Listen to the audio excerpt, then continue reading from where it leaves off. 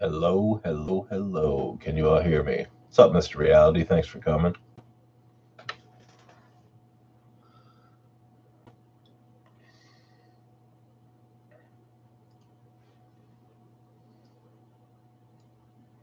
Can you all hear me? Speak to me. Tell me you can hear my voice.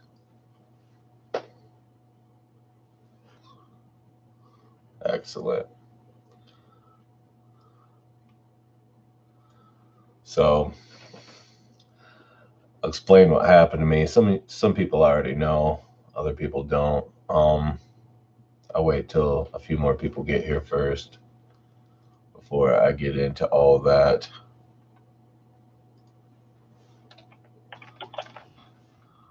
Um, how's everybody doing tonight? Good, I hope. You doing all right, Mr. Reality? I seen you put out a video today, man. It takes months for news to reach you. You're gonna do narrations again, man, or what? You had said you were gonna stop. What happened?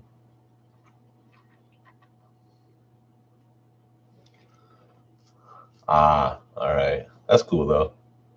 Stuff like that's fun to watch too, man. I enjoy stuff like that.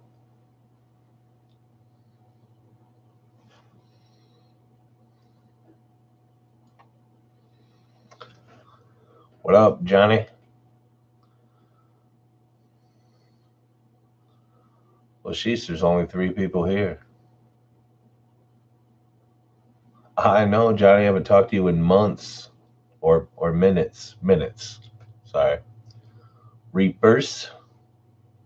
Oh no, Reapers, you're feeling alive. That's something bad's gonna happen. You know it ain't good when the Grim Reaper feels alive. All right, now we have a few people here. I'll explain what happened to me a couple days ago. So, what was it? Two days ago, 3 days ago, something like that. Friday, maybe. I Hey, what up, Slumber? I thought I was having a heart attack. My heart rate went up to about 150 beats per minute, and it was just pounding through my chest, like all through my arms and neck and head and everything. And so I called an ambulance, had them take me to the hospital and stuff.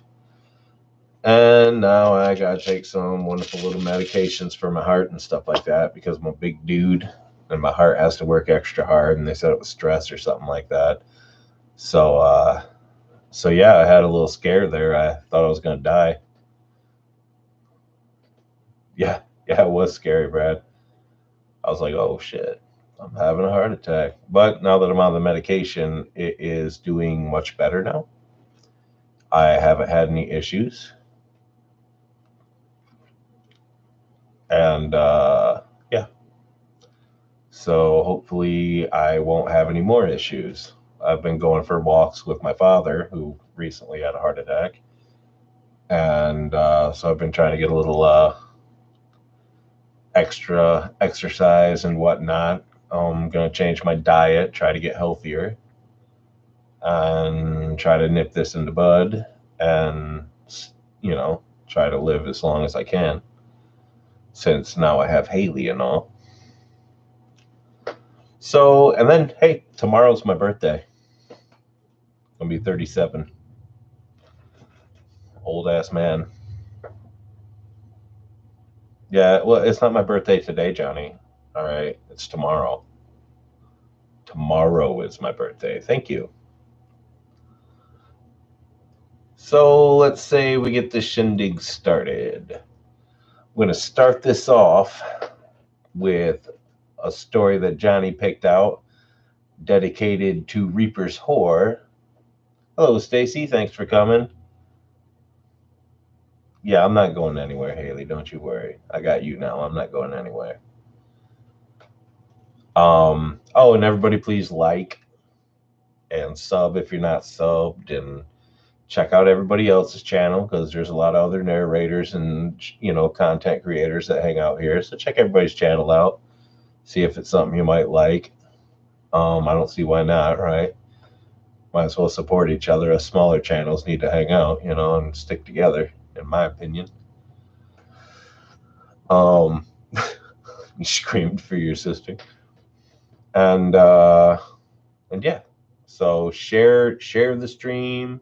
Do the routine. Do all that fancy stuff. Share it on Twitter and Facebook and whatever else do your stuff on. And let's try to get some new people in here.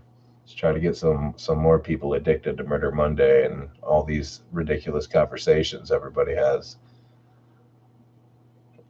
All right, so back to the story. I'll start reading. All right, so this is dedicated to Reaper's Horror by Nihongo Johnny. And it's called The Grim Reaper's Scythe Isn't to Harvest You, it's to protect you from something on your journey. It was written by somebody named Tobias Wade. There is no fear as potent as the fear of the unknown. No monstrous visage discovered yet has been as terrifying as the infinite potential for horror which exists before the mask is removed. That is why we humans, in our naive misunderstanding of the universal order, are gripped by the mortal fear of death. We think it the final frontier, the greatest imaginable unknown from whose penumbral shores no traveler may return. And so we cling desperately onto even the most dreary and anguished lives, suffering any known evil over our release into the beyond. But death is not to be feared, because death is very well understood. We have witnessed it, caused it, measured and recorded it to the last dying spasm of the neuronal flickering. Even as I lay dying, it seemed silly to me that I should be afraid of the emptiness which reason promised to expect. While I was alive, I wouldn't experience death, so there was no reason to be afraid now. When I was dead, I wouldn't be capable of experiencing anything, so fear still had no cause. That thought brought me great comfort as I felt the last erratic struggle from my heart against the inevitable conclusion I approached. It wasn't until I finally drifted off to sleep that a final intrusive doubt bubbled in my brain. What if it isn't death which it is to be feared? What if it's what lies beyond? And so troubled did I slip beyond mortal understanding, stepping into a world as far forsaken by reason as I was now from my life. I was still in the hospital room, but the bustle of nurses and the beeping machines lost their opaquency as I thought I was mired in swiftly descending dusk. It seemed as though every sound was an echo of what it once was, every sight a reflection. With each passing moment, the world was becoming less real. But all that sight and sound, all that being, it wasn't simply disappearing. It was transforming into a figure beside me. The less real my room became, the more real the figure was.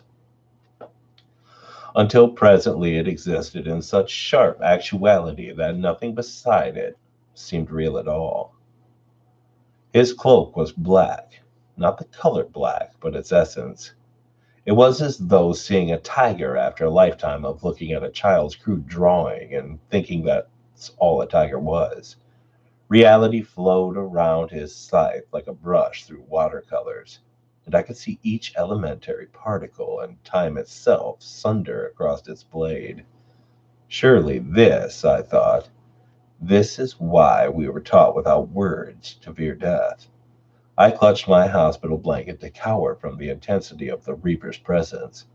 But once the soft cotton now flowed like translucent mist through my hands, I knew that in a moment that nothing could hide me from the specter's grasp, for he was the only real thing in this world.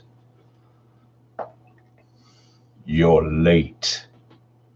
They weren't words. My head ached from the strain of this knowledge as my lateness was burned into my awareness, imparted like an inescapable law of physics as unequivocal as gravity.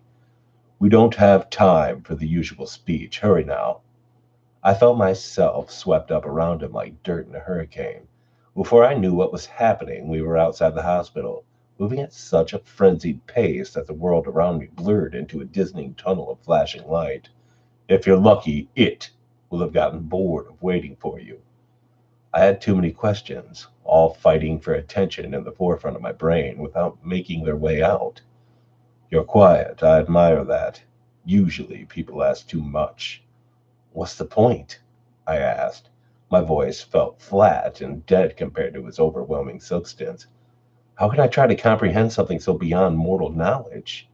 You can't, but it's still human nature to ask.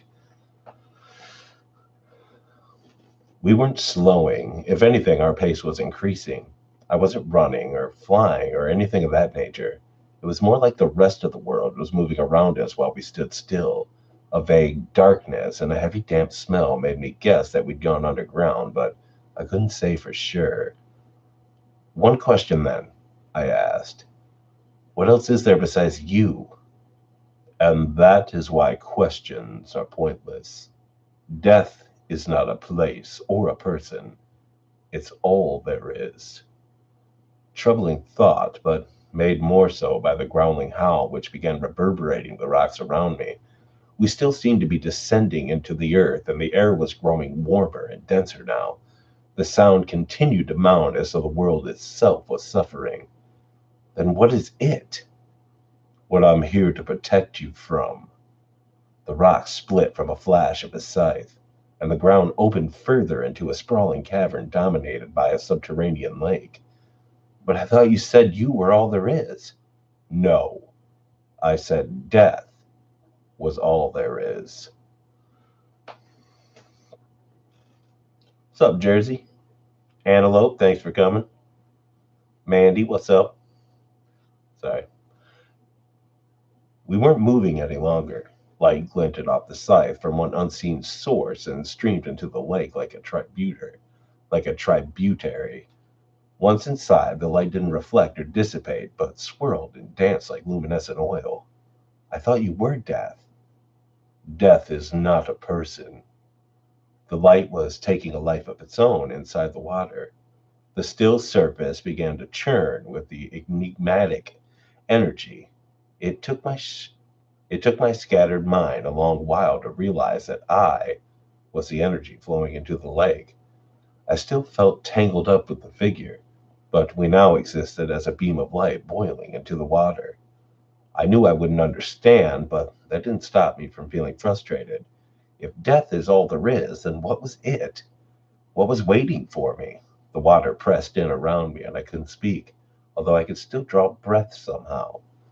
It is here. Something was in the water around me. Hands grabbed me by the legs and began dragging me downward. I was amazed to even discover I had limbs again.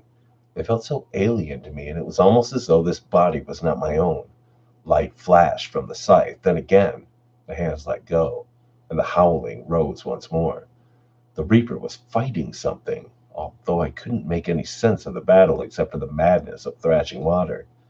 The howling earth reached its crescendo, and the screams made the water around me convulse and contract like living fluid. Had the Reaper cut it? Was I safe? I began to explore my new body in the water, but just when I thought I was beginning to gain control, the hands clutched me once more. I lurched downward, struggling in vain against their implacable grip. What is here? I tried to shout against the suffocating liquid. What is happening? But I couldn't sense the Reaper's presence any longer. The heat was unbearable, but the cold depths the hands were dragging me towards was even worse. I became aware of a blinding light at the bottom of the lake, I, and though I struggled, the hands dragged me inexorably onward. I'm sorry, I couldn't fight it off. It seemed to be coming from so far away now. We will try again next time. The pressure, the heat, the noise, the hands dragging me into the blinding light. I closed my eyes and screamed.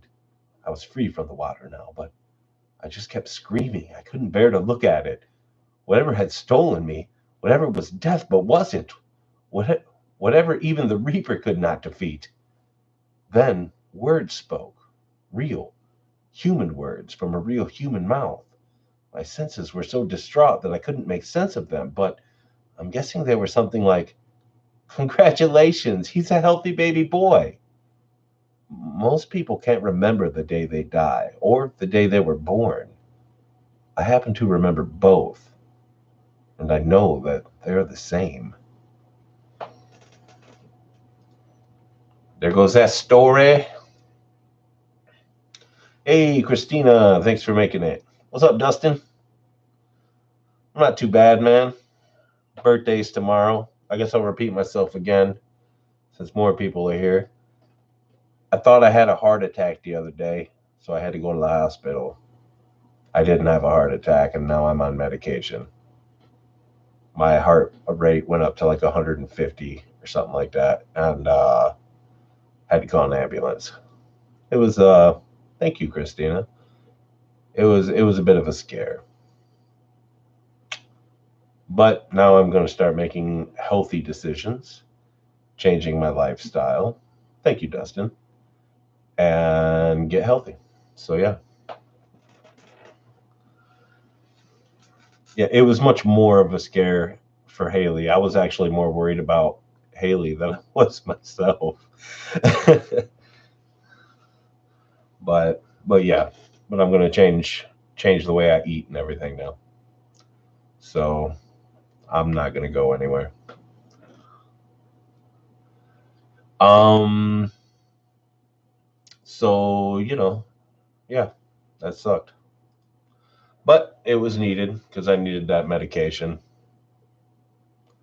Yeah, I got. It's called metoprolol tartrate, 50 milligrams. I gotta take every day now. My heart started going crazy, Dustin. My heart rate went up to like 150 beats per minute. Felt like, excuse me, heart rate. It felt like I ran like a mile, but I was just sitting here. And it had actually been bothering me for a couple months. It actually started bothering me back a couple months ago when my father had a heart attack, and it wasn't looking good for him. And so they think that because I'm a bigger dude, my heart rate is high anyways, and so stress actually caused my heart to start acting up. Now, like I said, it had been bothering me. It like my heart rate would start pounding like at least once a day for quite some time, but it wasn't anything like like it was the other day when I went in the hospital. That one was pretty serious. Like I felt it through my arms and my neck and my head and everything. And yeah, so I thought I was going into a heart attack, but no, actually, it turns out that my heart itself is actually very healthy. There's no blockages. There is no clots. The contractions and the way it pumps and everything else is very good. There's nothing wrong with my thyroid or anything like that. They took like 4 vials of blood and did like 7 blood tests or something like that. They gave me um, uh, ultrasound on my heart, and then they gave me a couple of chest X-rays, and everything came back good. So they just gave me that medication. Come by and see me sometime. Well, if you come to America, dude, if you're ever around Michigan, let me know, dude. Shit, you can just crash at my house, Mr. Reality. It's all good, man. Yep, so I looked Reaper Whores right in the eye that day, and I said, "You're not taking me yet. You're going to give me years with Haley."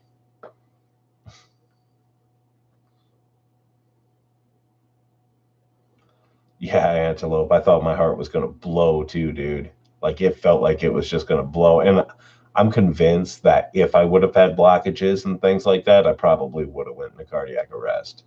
Like I honestly think I probably would have. Turn that heater off. But all right, let's get to another story here. Oh, here is a story that Johnny has dedicated to Johnny. It's called Come to Daddy. And it was written by Dopa Bean with an E. So it's Dopa Beane. We don't have insurance to cover your sexual harassment suits. I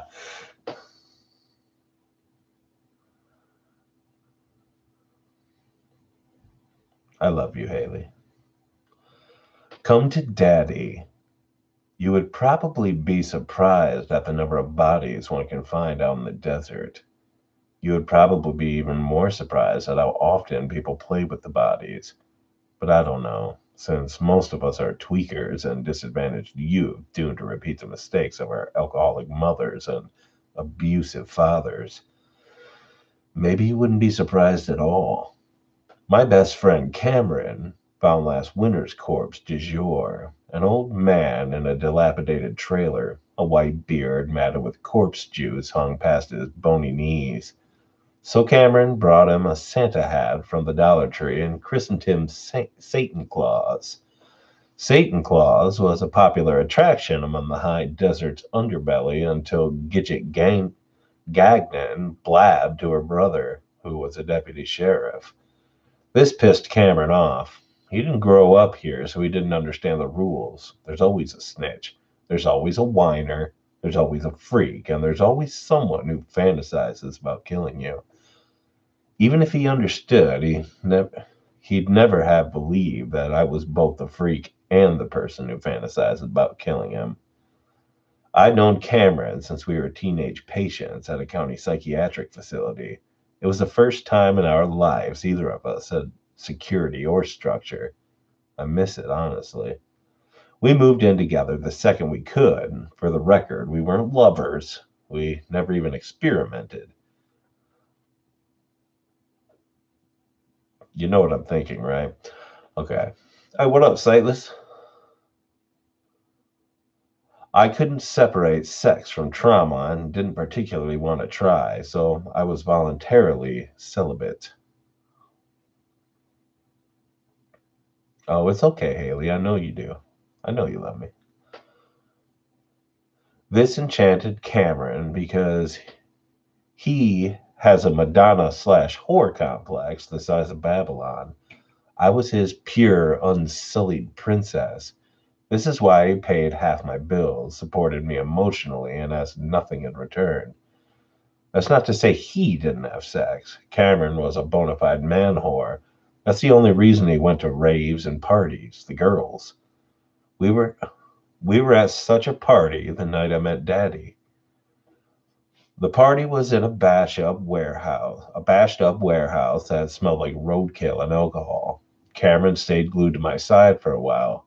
I guess to make sure no one else swooped in to fuck his Madonna off her pedestal, but it didn't last. It never does.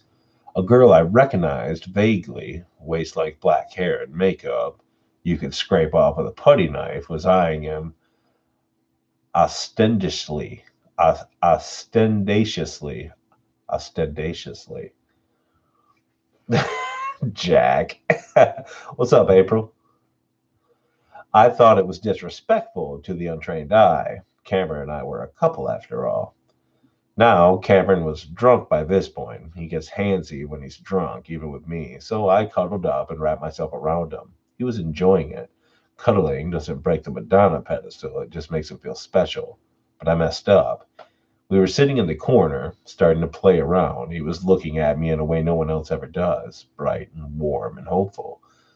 Like I'm the most important person in the world. I could feel myself teetering on the edge of the pedestal. Then he leaned in to kiss me. I panicked. Before I knew it, I was running. I pretended I was flying, that I dashed outside and leaped into the air, taking flight among the mad whirl of constellations. I almost I could almost see the warehouse shrinking as I gained altitude, the night wind cooling the sick heat inside me. For a mad moment, I felt the feathers sprouting from my skin, itchy and hard and growing fast. I made it outside and halted. No feathers, no flight, no night wind scraping the brokenness away. By the time Cameron found me, The night's chill had settled into my bones and I was shivering. Only when he tapped my shoulder did I realize I'd been crying. I wiped my eyes hastily and turned. The black-haired girl lingered several feet away. She had a small smile halfway between anxious and satisfied. Hey, Cameron slurred slightly.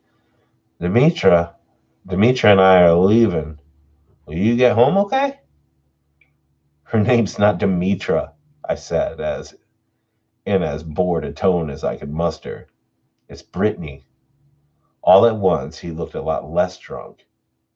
You know her name doesn't matter, don't you? We stared at one another for what felt like a terribly long time. He was waiting for something, and I knew it, but I couldn't give it.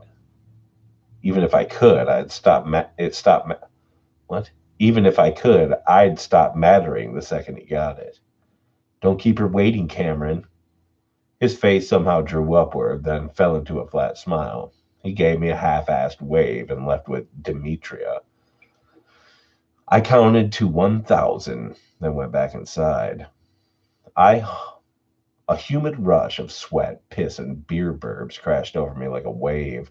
The crowd writhed and squirmed like maggots. Music blared. Bargain bin lights spun over everything.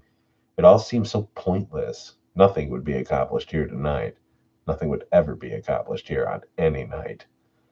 I looked down at the floor amid the chewing gum, spilled drinks, gouges, and stains. I saw 3 words written in a black sharpie. Come to Daddy. An arrow underneath pointed east. I looked up at the pointless party and thought of Cameron, of the way he looked at me. He'd be giving that look to Demetria just now. I followed the arrow. Halfway across the warehouse was another message with another arrow. Keep coming. I followed it to the back wall to another Sharpie message. Hurry. Daddy's been waiting for you. This arrow was absurdly long and pointed to a bland door that I wouldn't have noticed otherwise. I opened the door. Cold, foul air swept over me. I gulped a deep breath. It was preferable to the sweet, heavy humidity behind me. Before me was a set of rickety metal stairs. I descended and found myself rewarded with another message. Daddy's coming through the back. I turned into a low concrete corridor lit by flickering fluorescent lights. Something came into view at the other end, bony, huddled, and terribly small. A body. Its head lay tilted against a wall, open jaw yawing up at the ceiling. Overhead, painted in streaky letters, was a single word. Daddy. An oil drum sat next to Daddy. I withdrew, gagging, when I saw the half-rotted sludge of dead vermin at the bottom. A, a nightstand sat on its other side, bearing a plastic container filled with Hershey Kisses. A hand-lettered sign read, Give Daddy a kiss. This crazy bullshit was enough to salvage the night. Smirking slightly, I unwrapped a kiss and popped into Daddy's gaping mouth. A second later, he shuddered and began to chew. His head lolled weakly with a heavy grunt.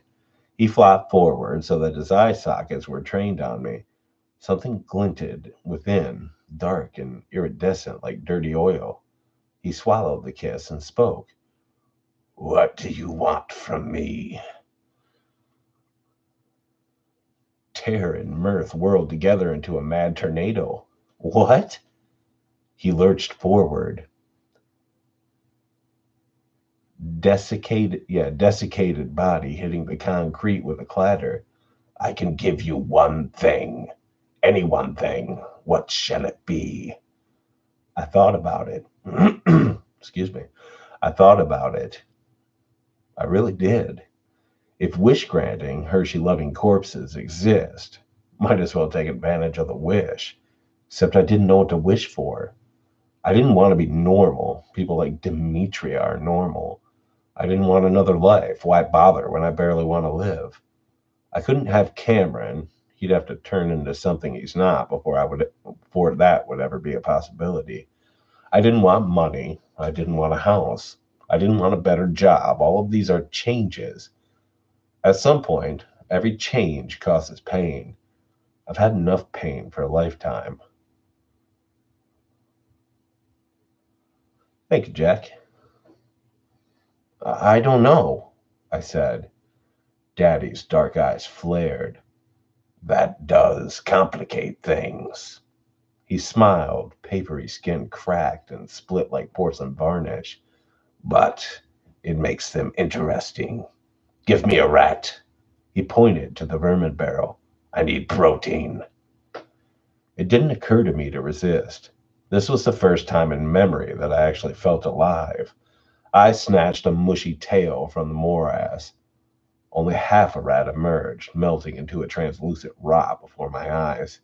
I tossed it at Daddy, who lunged like a spaniel and caught it in his mouth. He swallowed it whole and then said, I can tell you the deepest desire of your heart and give it to you. Why? Because I can.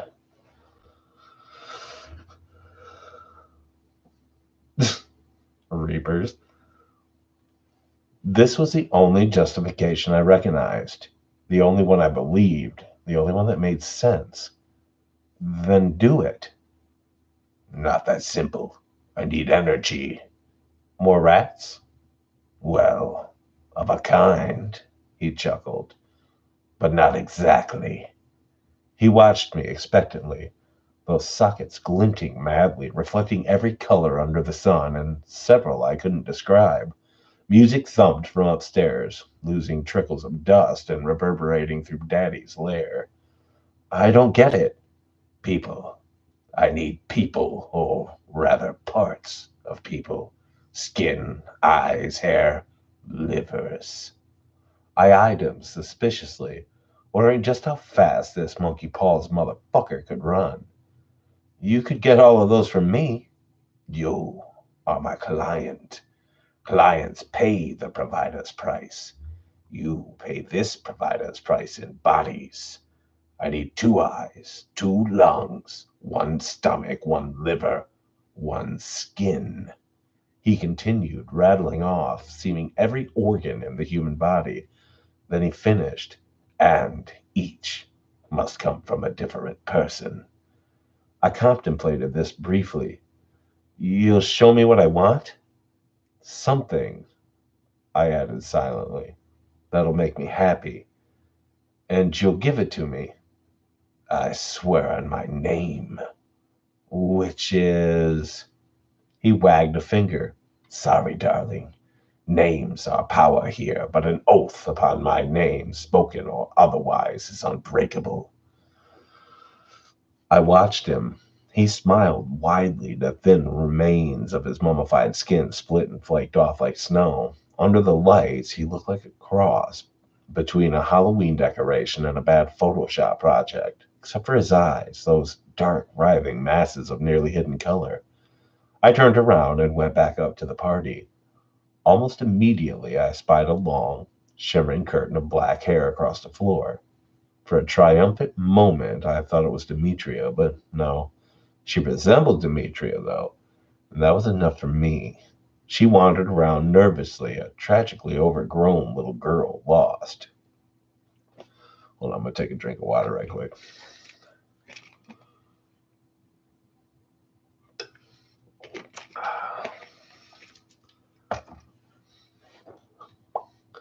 I pretended I was her ride home and led her downstairs. Daddy warped and shuddered and grew into something that blotted the lights, something I couldn't look at without panic, and swallowed her whole. I kept my eyes closed until Daddy cleared his throat. He'd grown skin, thick and fleshy, lipless. It reminded me absurdly of a squashily upholstered sofa. Dull, cracked teeth glinted in the recessed mouth. Will I have more tonight?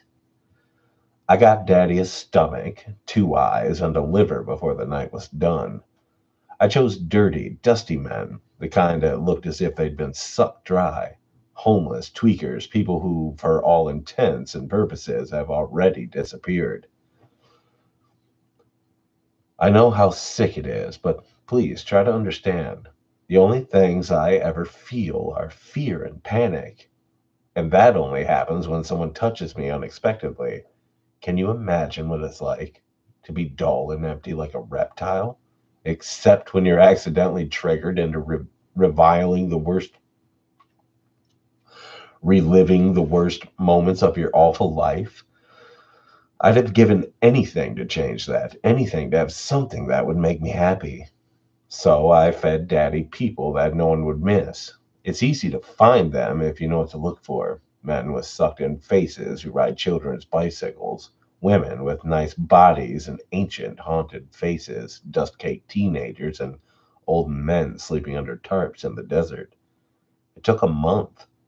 In that month, Cameron began to date Demetria. She spent more time in my apartment than I did. After I walked in on her blowing him after a long shift, I went to my room and started to pack. I don't have I don't have much, so it didn't take long. Cameron caught me as I dropped the last bag in the trunk. His eyes were wet. She doesn't mean anything, he said. I slammed the trunk shut. Then that makes you a shitbag, Cameron. Tell me to dump her, I'll do it. I'm not your mommy. He ran his hands through his hair, and his lips started to tremble. Loathing exploded through me. You're the most important person in my life. Only because I can't be. I climbed in my car and drove off. After a couple of brutally cold nights under the stars, I moved into the warehouse with Daddy. He sang lullabies and fed me Hershey kisses from that dirty plastic bowl. No matter how many I ate, the bowl never emptied. Daddy didn't expect conversation, affection, or any attention at all. All said and done, it was a relief. I still went to work, of course. Cameron came in every night. I felt a cruel surge of triumph whenever he wandered in. He still looked at me as he always had, like I was the only person that mattered. Then Demetria followed him in. The fight was a truly spectacular example of white trash beatdown. He and Demetria were banned, and I got written up. It didn't really bother me. That night, I found a raggedy fat man in foul-smelling clothes out behind the restaurant. I told him he could stay at my house if he wanted. He was slow, childlike, and took me at my word. Daddy ate him quickly and spit the bones into the rat barrel. Then he burped, enormous fleshy cheeks beating like sails in the wind, and sat down. We're almost done, he said. Only one body left. I did a quick calculation. Two, a heart and a brain. He chuckled indulgently. I've had a brain all this time. All I need is a heart. By this time, Daddy looked like a cross between Nosferatu, Frankenstein's monster, and a Picasso painting, pale, fleshy, and muscular, with ridiculous Fabio hair and a thick, indecently red mouth that didn't quite fit his skin. He had one green eye and one brown eye. In place of whites, that murky, oily rainbow continued to swirl. I'll find it tonight, I told him. He hesitated theatrically. There's a special rule for the heart. My skin tightened. I need your heart. My pulse beat slow and heavy in my throat. That's against the rules. He laughed. You misunderstand. I don't need this. He tapped his chest.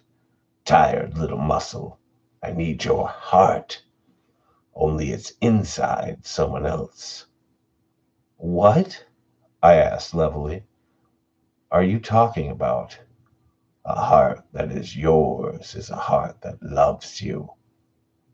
You mean Cameron? He smiled and nodded.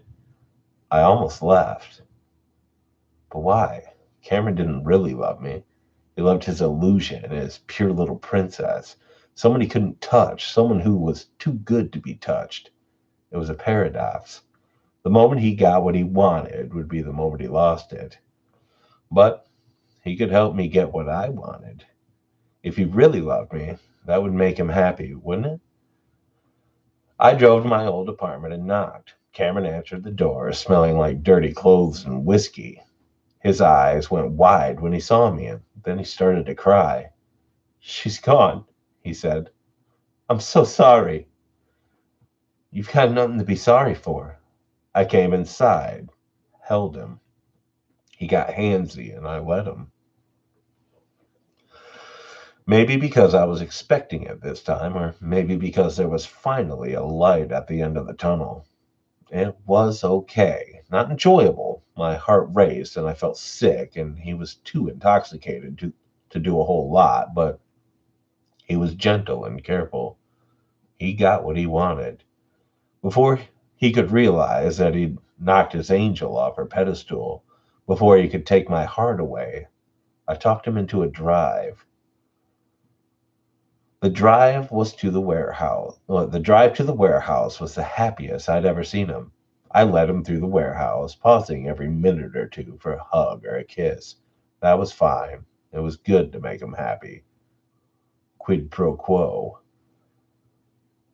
Only when he saw Daddy hulking and grinning under the fluorescent lights did Cameron realize that something was wrong.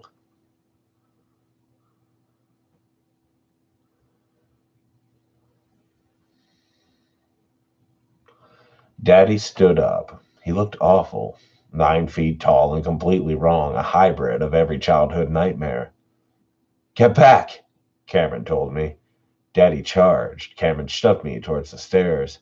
I felt his hand on my back, felt his pulse beating through his wrist for a fraction of a second.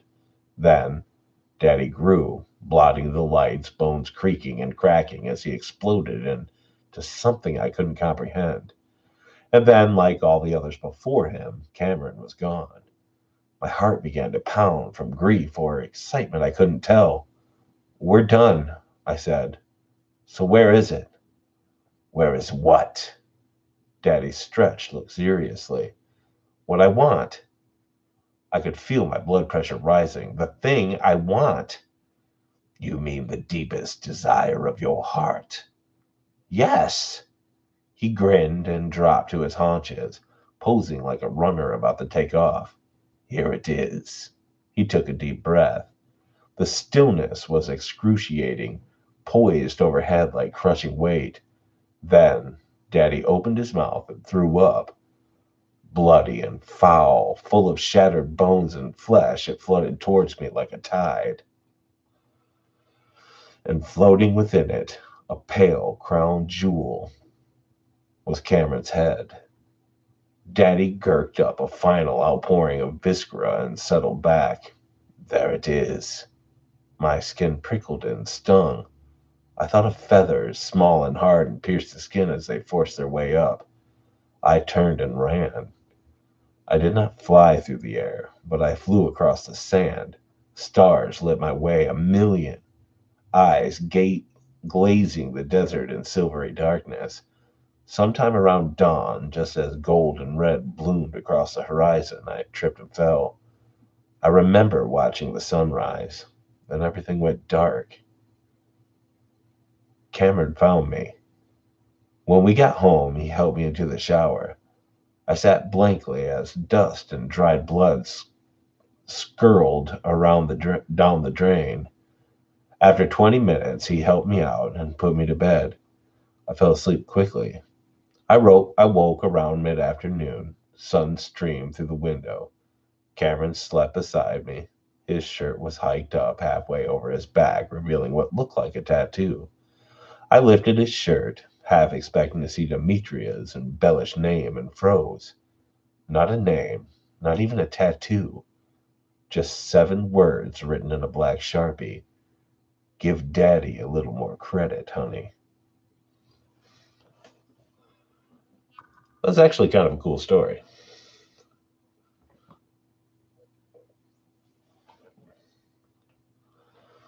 So, what y'all think about that one?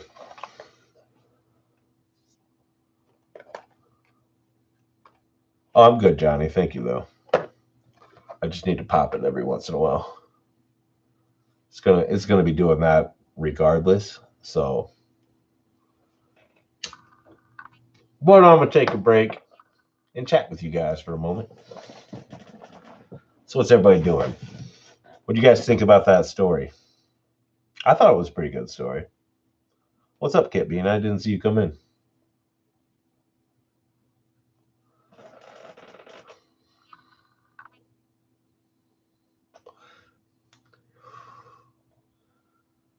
Yeah, I thought it was pretty cool.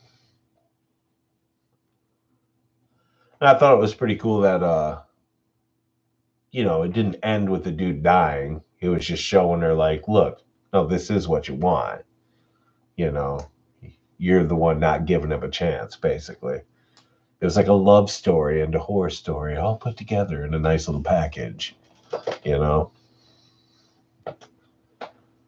Oh, yes, and everybody like and share and all that stuff, all that fancy stuff. So I got a couple of plans. Oh, I might not have a video Wednesday. It depends on how much time I have tomorrow because my mother wants to pick me up and take me out to eat or something like that for my birthday. And then my dad wants to take me out shopping to get me a present as well. So I don't know how much time I'll have to record something for tomorrow, but I'll try to get something in. I do have another author who asked me to check out his stories. So I did check out one of his stories, which oddly enough was one that he wanted me to check out, but I didn't know it at the time. So that's kind of cool. Well, that's the thing is I usually take some days off anyways because since I only do like 3 videos a week and then Murder Monday. But we'll see. We'll see what happens. If I don't have enough time to do the story for Wednesday, I'll definitely get it done and it'll be up Friday for sure. I just don't like missing days, you know what I mean? I don't like doing that.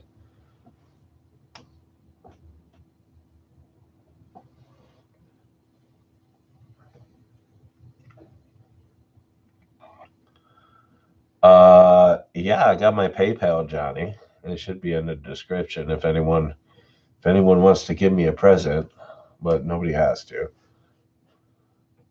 Oh, your birthday's the 17th, huh? I know another dude whose birthday is December 17th. I like you better than him, Dustin. That's all I'll say about that.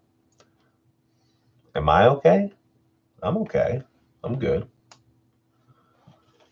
Hey, what up, Ken?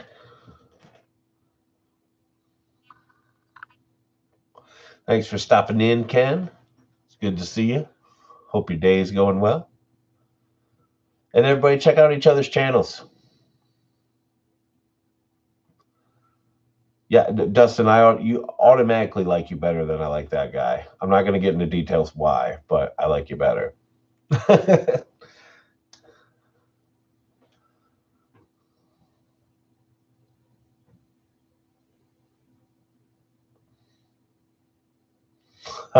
Haley, Haley.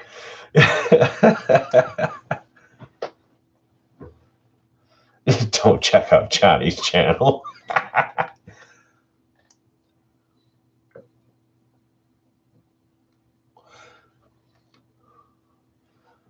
But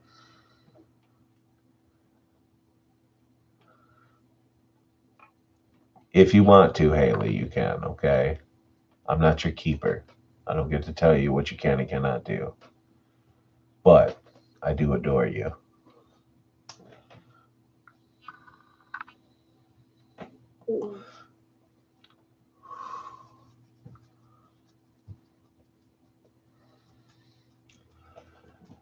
Dustin,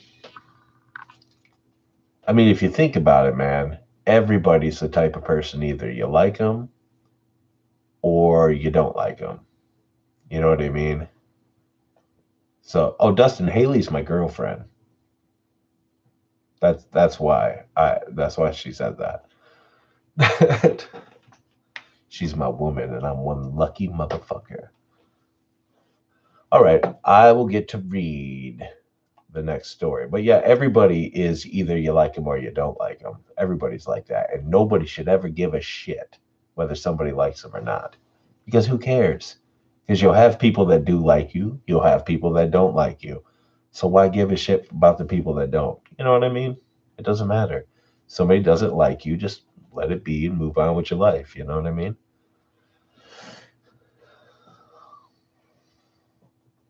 Oh, what if you want me to give you a hard no? I thought you wanted me to give you a hard yes.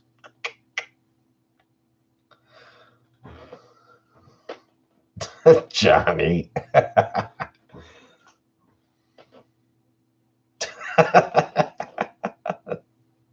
Oh, tell you what to do. Oh, okay. Love me for the rest of my life, woman. Okay, I'm going to get back to reading, people.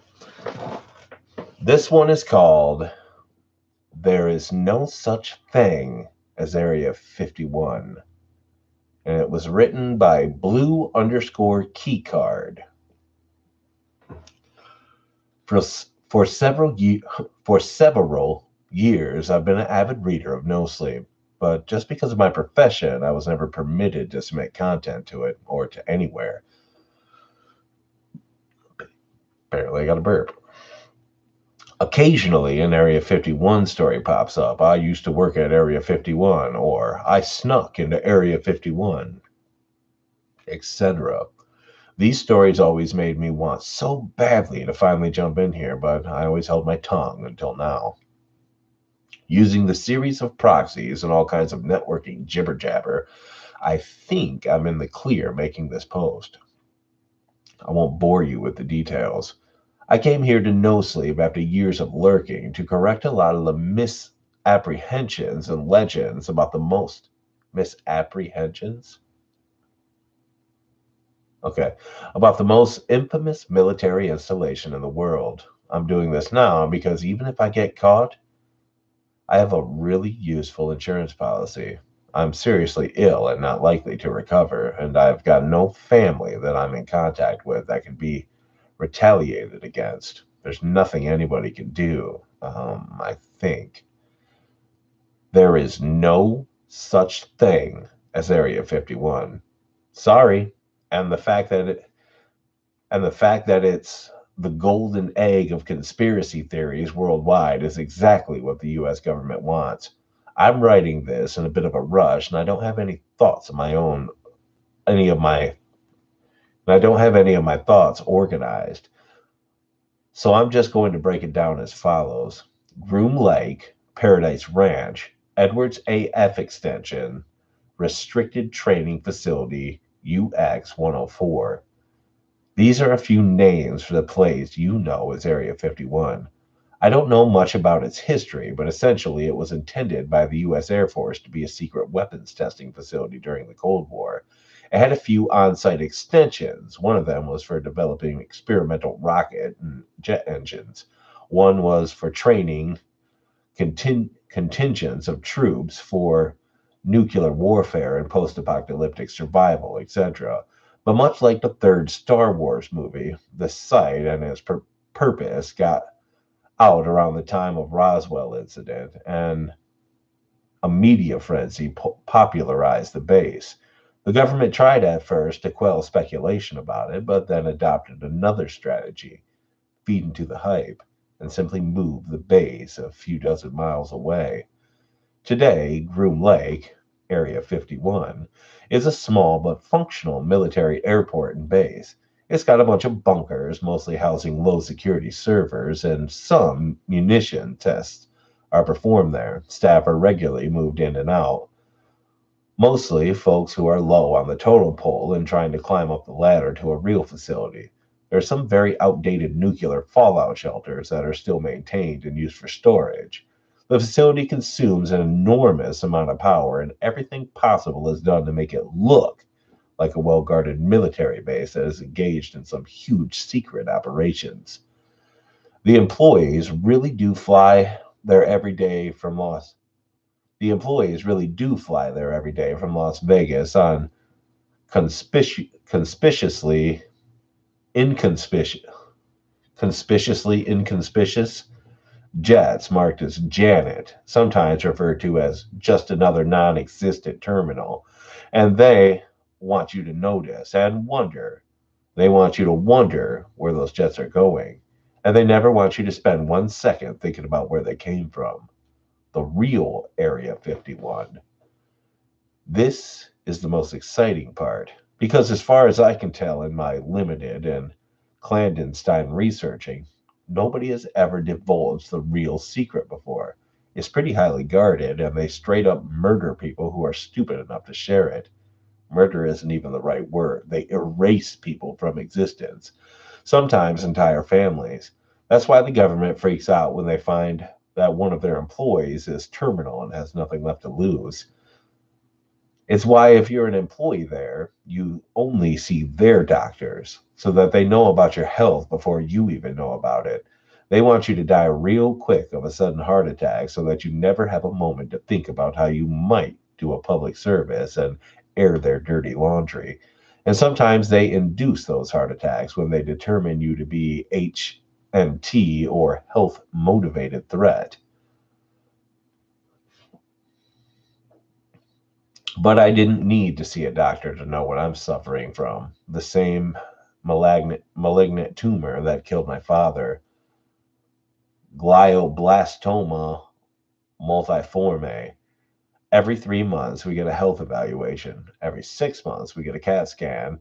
And I simply didn't report the very damning symptoms this past eval. And I'll probably be gone before they scan me next. I really wanted to do this instead. Maybe just to be the first, I guess. The only other thing I've ever done with my life is fix computers.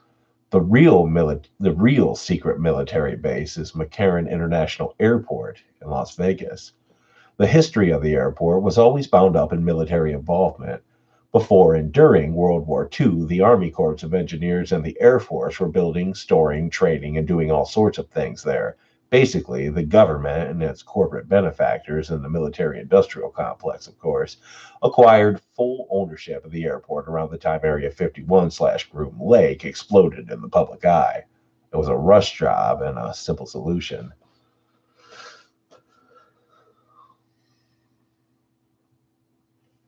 For all intents and purposes, McCarran is an airport. It moves civilians in and out and all over the world just like any other airport on Earth.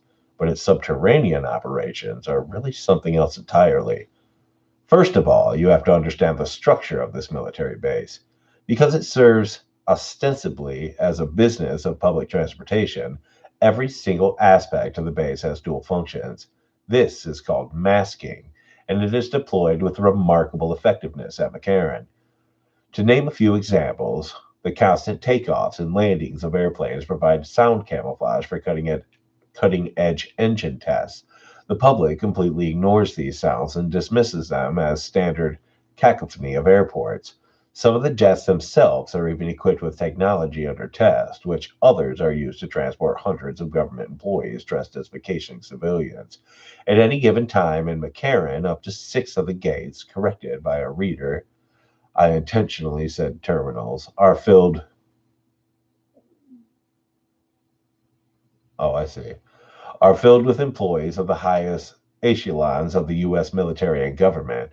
They sit around on their iPhones, dressed as college kids in their pajamas or wary businessmen, and they're paid to look the part. The entire base is heavily guarded by plainclothes soldiers, military police, tactical specialists, counterterrorism forces, and all kinds of soldiers scurrying around the airport dressed like cops, airport security, and desk attendants. Their weapons are usually concealed sidearms. The real firepower is packed by the boys waiting around the underground.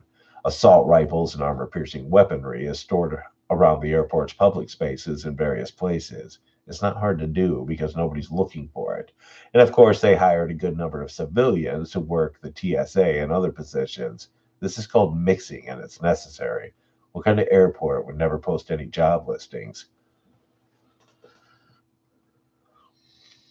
Have you ever watched the mechanics ducking in and out of the planes outside, or seen your luggage loaded into the plane as you board? Well, all of that cargo transport activity acts as a cover for the mass movement of special forces, lab equipment, military hardware, exotic building materials, etc. It's not hard to do. They drive one of those rigs by with all the luggage spilling out of it, and then you instinctively don't question what's on the other 4 rigs behind it. We even have mix-ups and spills occasionally, and nobody bats an eye. You're always exposed to some level of radiation while flying, and McCarran, by the way, is why the standard of safe exposure was set where it's at. But excess radiation from weapons testing is vented into the earth and out of the nearby desert. Having an airport to explain the radiation is an effective means of ridding the base of nosy folk with the Geiger counters. But the true genius is this top security military installation is the largest scale. The base was built under an airport because of the enormity of its power consumption, but it consumes a lot more power than a regular airport. So it was built in a city that consumes a tremendous amount of power, Las Vegas. So the base is hidden from view, even on the electrical power grid. Area 51, not so much. That's on purpose. Inside the base. So if Area 51 is a distraction, what do we call the real one? It has many names, but it's usually referred to as the Nexus.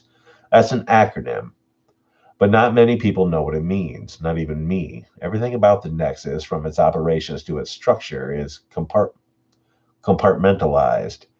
That means that means that means everything is need to know, and virtually nobody knows anything more than their own specific task. You could work in an office in the Nexus doing something like accounting and never have one single clue what the woman next to you does or the guy down the hall. They say not even the president knows exactly what's going on there, just a few generals and some dudes in the CIA.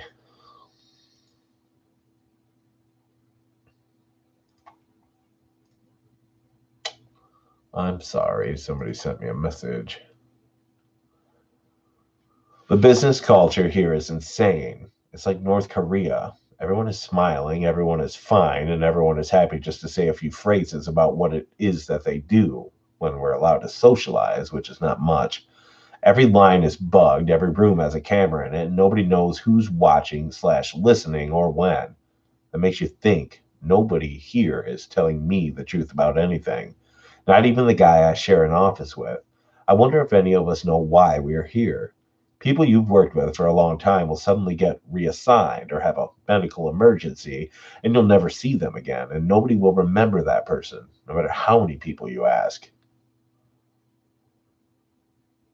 It just said hello, and I don't even know who it was. It wasn't. It might have been somebody from Ronnie's server wanting to ask me a mod question or something. I'm not sure, but I don't have time. I'm doing a live stream. Sorry, bro. I actually got hired to do some programming for the Navy when I was in my early 20s out of college. Then I got sent to Groom Lake to do server tests. They liked my IT slash networking skills, so after a series of strange psychological tests and mountains of non disclosure agreements and background searches, I got offered a job at a facility near Las Vegas proper. Here are a few stipulations of that job. By the way, it's a 1.5 million after tax lump sum plus 220,000 a year stipend, housing, car, medical paid for, but psychological breakdowns, anxiety attacks, grave health conditions, and family issues void the contract. I also signed approximately two new non disclosure agreements per week, which most of which I read under penalty of death somewhere. Employees aren't allowed to leave the grounds for 5 years, and we all live underground. Terms of service is 5 years, and then four in debriefing, wherein we get to live in Las Vegas but report to another facility 4 days a week. We are discharged and observed for the rest of their lives. Our passports are permanently void. We cannot ever leave the continental U.S. I heard a statistic that 20% of former employees commit suicide. I don't know if it's true, but if it is, I bet it's actually suicide.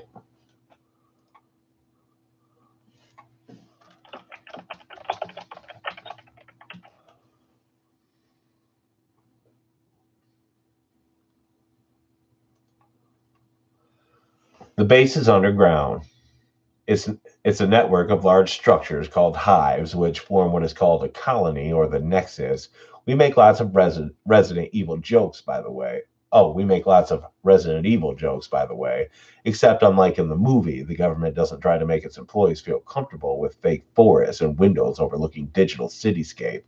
It's a dark, dreary Soviet-style labyrinth of halls and bunkers, replete with all sort replete with all sorts of submarine-like features, water and airtight hatches, trap doors, reinforced blast doors, etc. The only exception The only exception are, I think that should be exceptions. The only exceptions are the office buildings inside where chair moisteners like me work. They look just like the offices you work in, except the men with guns standing guard 24/7 everywhere, looking over your shoulder. Oh, and the beautiful, almost surreal glow of the cutting edge laboratories that pock the lower levels of each building. I've never been in them, but I've passed them a few times.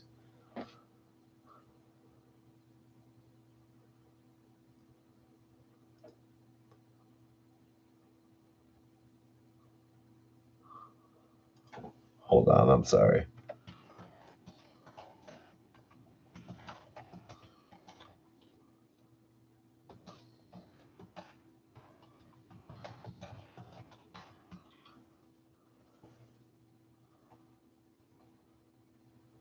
Sorry about that. There are 4 hives to my knowledge, although I wouldn't be surprised if there were more. I work in Hive 1. I run some of the servers with a few other guys in one particular floor. There are 16 floors in our hive, but we monitor and maintain all of the servers in Hive 1, so we move around a bit. I've gotten to skim some of the data that passes through, and from what I can tell, we're the most boring hive. I've compiled the following list based on the things I've intercepted on our network and also some hearsay from other coworkers. The Nexus has multiple networks and they're all decentralized, but there are some ways in which they communicate.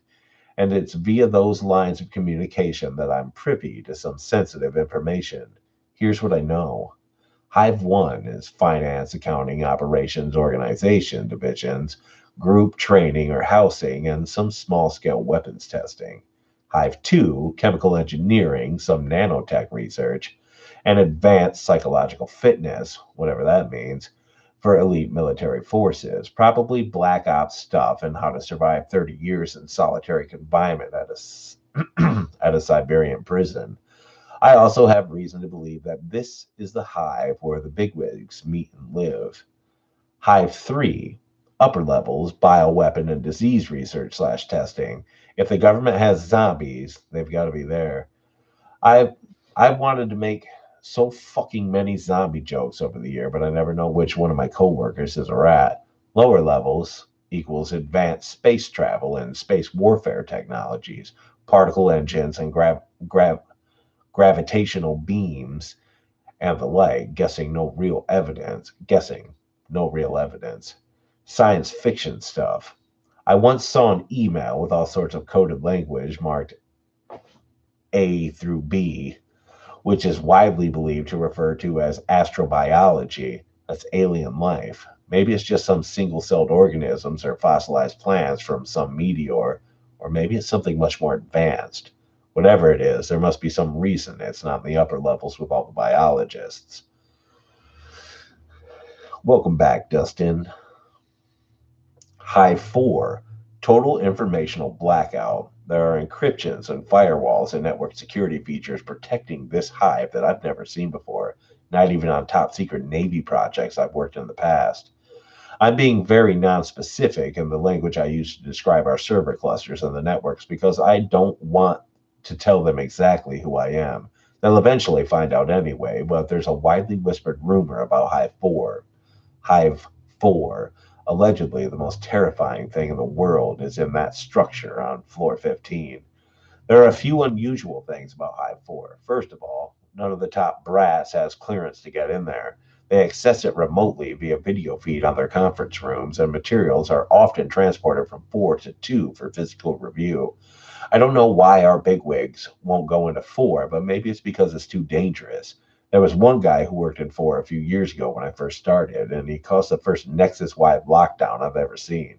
He was being escorted through one thumpers we call what we call the squads of black booted soldiers that grant access to different hives, and he started shrieking about IDAs. I didn't hear his screams, but I heard the gunshots while I was eating lunch. They put a bullet in the back of his head before he could finish his sentence. IDAs, by the way, are interdimensional anomalies. I have no further information on what those are. Another thing I've read minimally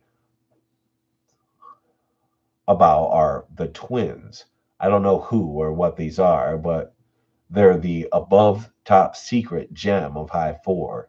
It is treasonous to even correspond about them on our secure networks unless they are cleared to do so, and only 4 employees are.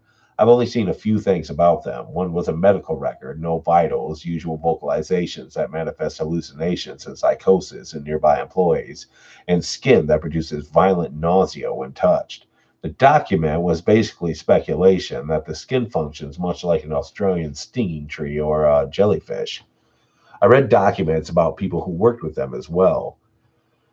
In 4, a woman was remanded to the psychological ward after being in the same room with them, and a soldier who stood outside the laboratory where they are kept basically killed himself. Specifically, he peeked inside during a routine access and then began bashing his own brains out with the butt of a pistol while singing an Irish folk song. The woman who was remanded to psych was even weirder. During breakfast with her colleagues, she grabbed a fork, stood up, walked out of the mess hall, stripped off all of her clothes, blinded herself in both eyes, then somehow managed to make her way all the way up to floor 1, where the access corridor to the Hive 3 is located. How she managed to operate the dozens of keycard readers, passcode boxes, and retinal scanners is still under review. Last email regarding her was sent in 2012 about how she sits in the dark of solitary on floor 11's psych ward with a permanent and blissful grin on her face. One of my colleagues, whom I trust, told me that he saw the twins once through hacked access video feed. He said that they're woman-like, about twice as tall as a full-grown man, with unidentifiable black growths dangling from their heads, like hair but thicker, and they basically float a few inches off the ground and drag their toes lightly as they move. They're utterly pale. He never saw the faces, but he claims they appear to distort reality, or at least the video feed, in such a way that the space looks bent around them. Perhaps these are the IDAs that earlier dude was screaming about. This is all I have for now, but hopefully the world knows the truth someday about what goes on down here. We are all basically prisoners. We have very limited and supervised access to the internet, so if you don't hear from me again, assume they figured me out. My name is Felix.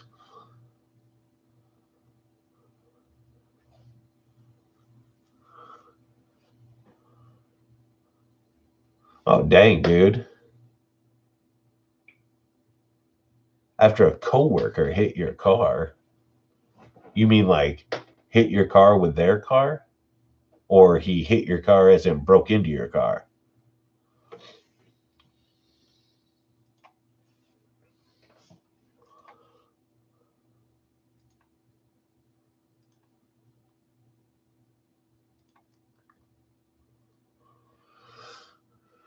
What's up, Paranormal Stephanie?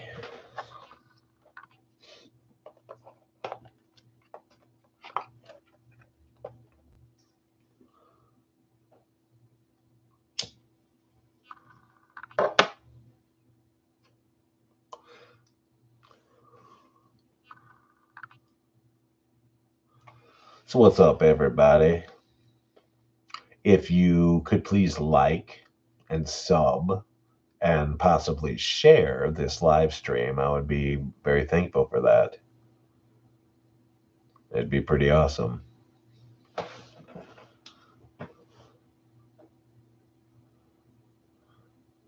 Hit your car with the company van. Wow. It's pretty smooth. How'd you lose your how hard did he hit the thing? If you lost your debit card, I assume your debit card was in your car? Thank you, April.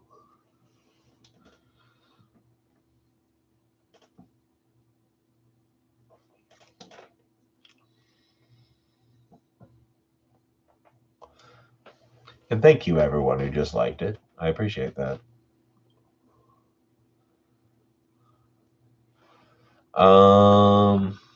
Yep, it's a little under 2 hours until it's my birthday.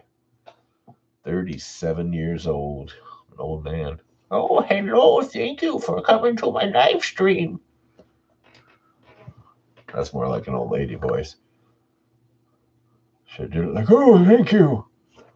Whatever. You guys get the picture. The next story I'm going to read is Something Went Wrong with My Heart Transplant, posted by Katrine Siernan.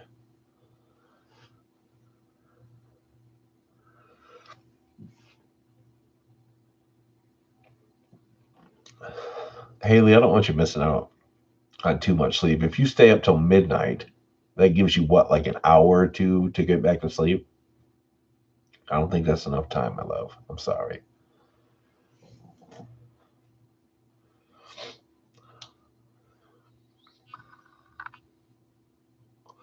I could talk about oatmeal and oh, that's funny. Oatmeal is going to be pretty much my go-to breakfast when I start my new diet for my heart healthy stuff. The high pants. I can't handle the high pants, dude. I just can't handle the high pants. Yes, we do love you, Haley, and we do want you to get sleep and stay healthy.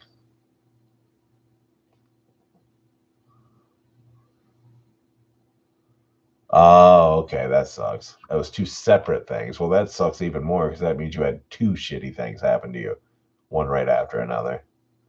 All right, Kid Bina, thanks for hanging out. I appreciate it. Yeah, I like oatmeal too, Drag. I'm just gonna get like plain oatmeal and I'm gonna put honey in it, and that's how I'm gonna eat it. Plain oatmeal and real honey, real bee vomit. Thank you, Kid Bina. I appreciate it. All right, I'm gonna get reading this other story. Something went wrong with my heart transplant. Katrine Siernan. I've always had a weak heart. Not just physically, I've always been afraid of my own shadow. It was unsurprising when the doctors told me my heart murmur wasn't just a heart murmur. A year of tests, a year of therapy, constant trips to the hospital, and I was finally told that it had all been for nothing.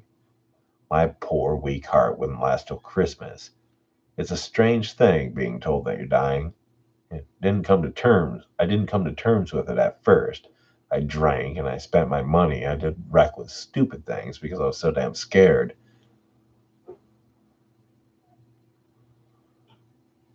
you, you have any, yeah, your excuse book?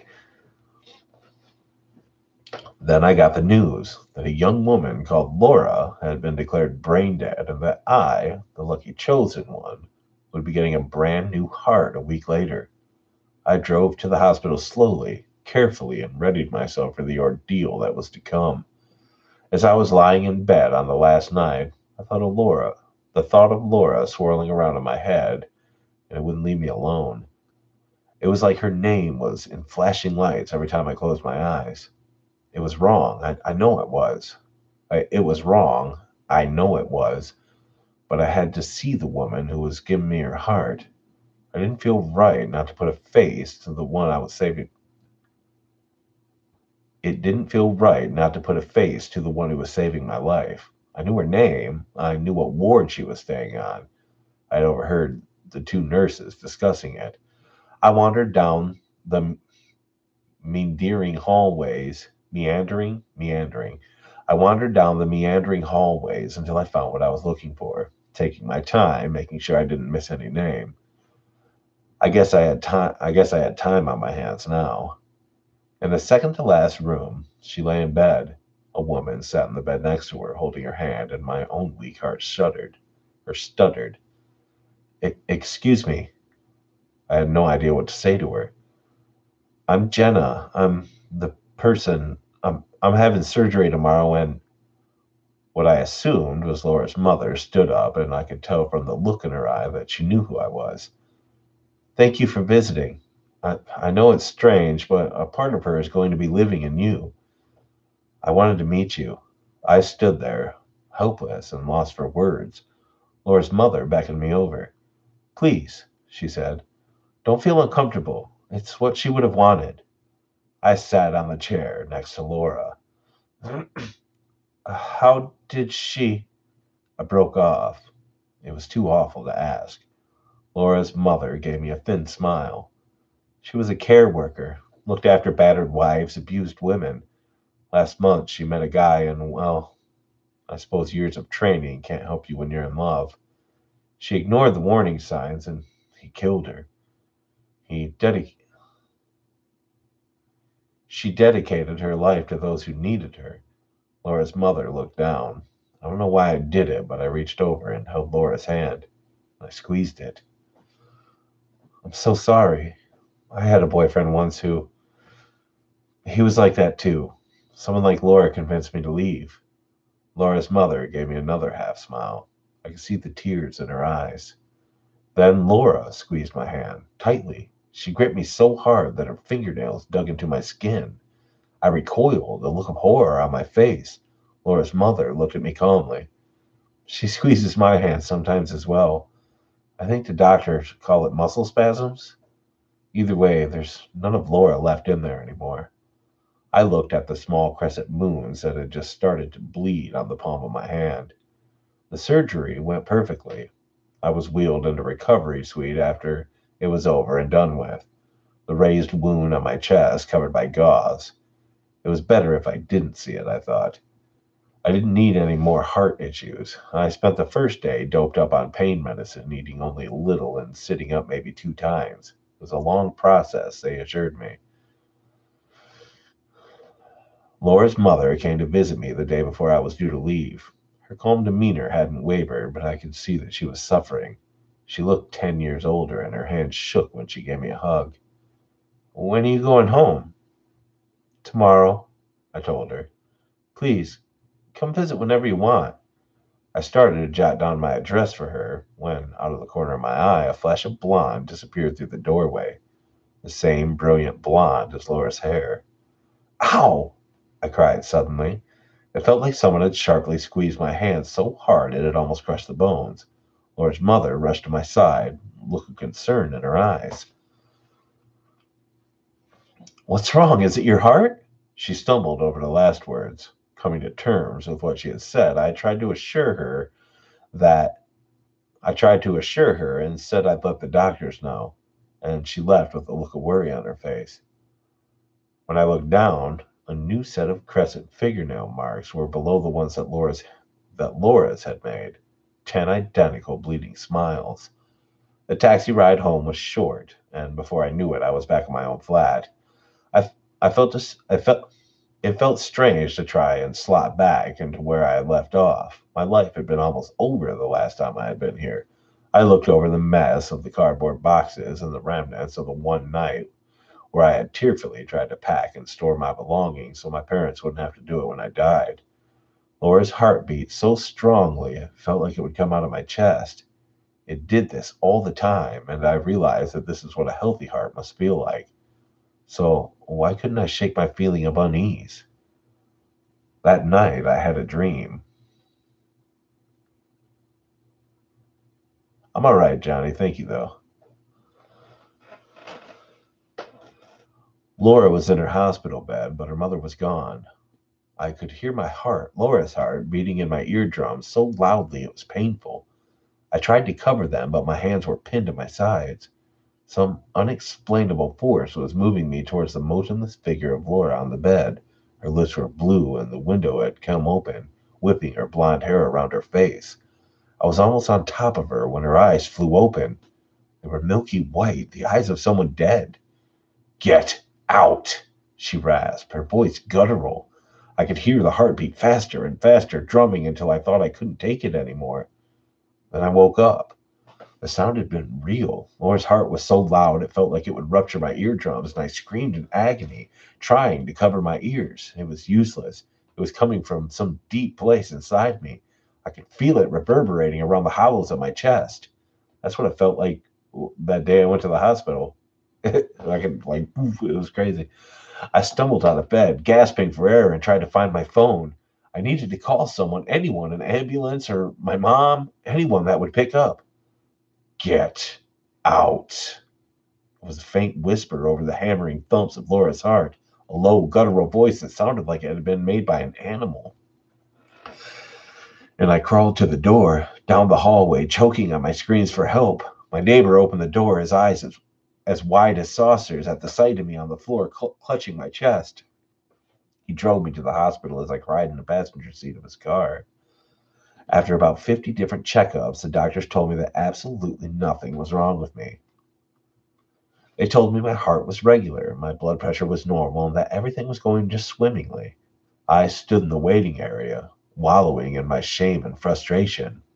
My heart didn't belong to me. My phone buzzed on the counter, an unknown number. Great. That was all I needed. More unexplained, scary things like a stranger on the end of a phone. My voice sounded small on the line. Hello? Good morning. This is the Thames Valley Police. We've called to report an incident that occurred in your flat at around 1:30 a.m. today. I felt a wave of embarrassment. I'm sorry. I recently had surgery and I wasn't feeling well. I'd had my neighbor drive me to the hospital and I think I panicked a little bit in the hallway before I left. There was a small silence on the other end of the phone. I'm afraid this is something you might want to be sitting down for. I felt Laura's heartbeat, strong and calm. There was an incident of forced entry by Mr. Samuel Matthews, according to our police records. He's your ex-partner, and you filed a restraining order against him in September 2017? My blood ran cold. I did. He's in police custody. We found an automatic weapon on him. An automatic weapon, huh? We found an automatic weapon on him, and we believe that he had the intent to harm you. We have an officer currently stationed at your flat who can fill you in depending on how long your hospital stay will be. I thanked him and hung up the phone. For a moment, I leant against the wall. Leant against the wall. Leant? Whatever. I leaned against the wall, the horror slowly spreading over me. If I had been in my flat 10 minutes later, he would have found me. Laura's heartbeats filled my ears again, but now they were gentle, calming. Her mother said she dedicated every part of her to help those who needed it. I put both my hands on my chest, overwhelmed by my own gratitude, and listened to Laura.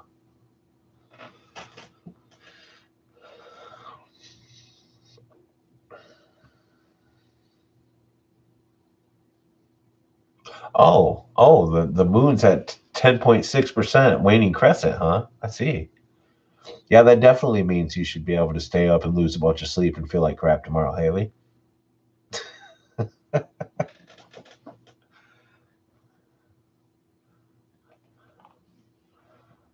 Oh, and you scrunched your nose when you smile.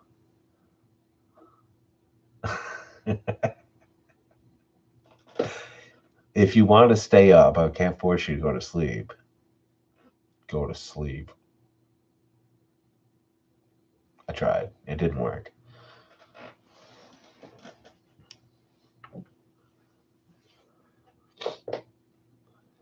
All right, so there appears to be two more stories. By the way, all of the stories that I'm reading tonight, Nihongo Johnny there was kind enough to find for me. So that was pretty awesome of him, don't you guys think?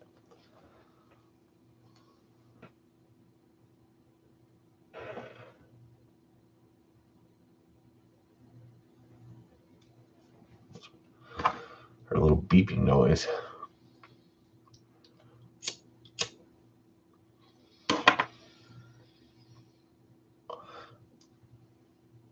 Yes, Johnny has all the credit for today's live stream, except for the fact that, I'm reading them. God, Johnny.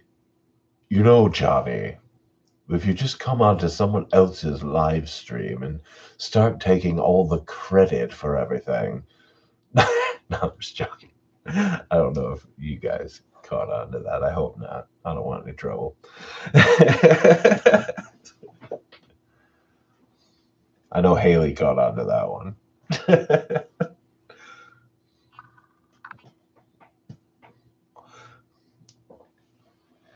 Oh man, if they were in Japanese, we would have been in some serious trouble, Ken. Some serious trouble. You guys would, Jack. Oh, yes, Johnny. You are the shining light in my darkest live stream. Yeah.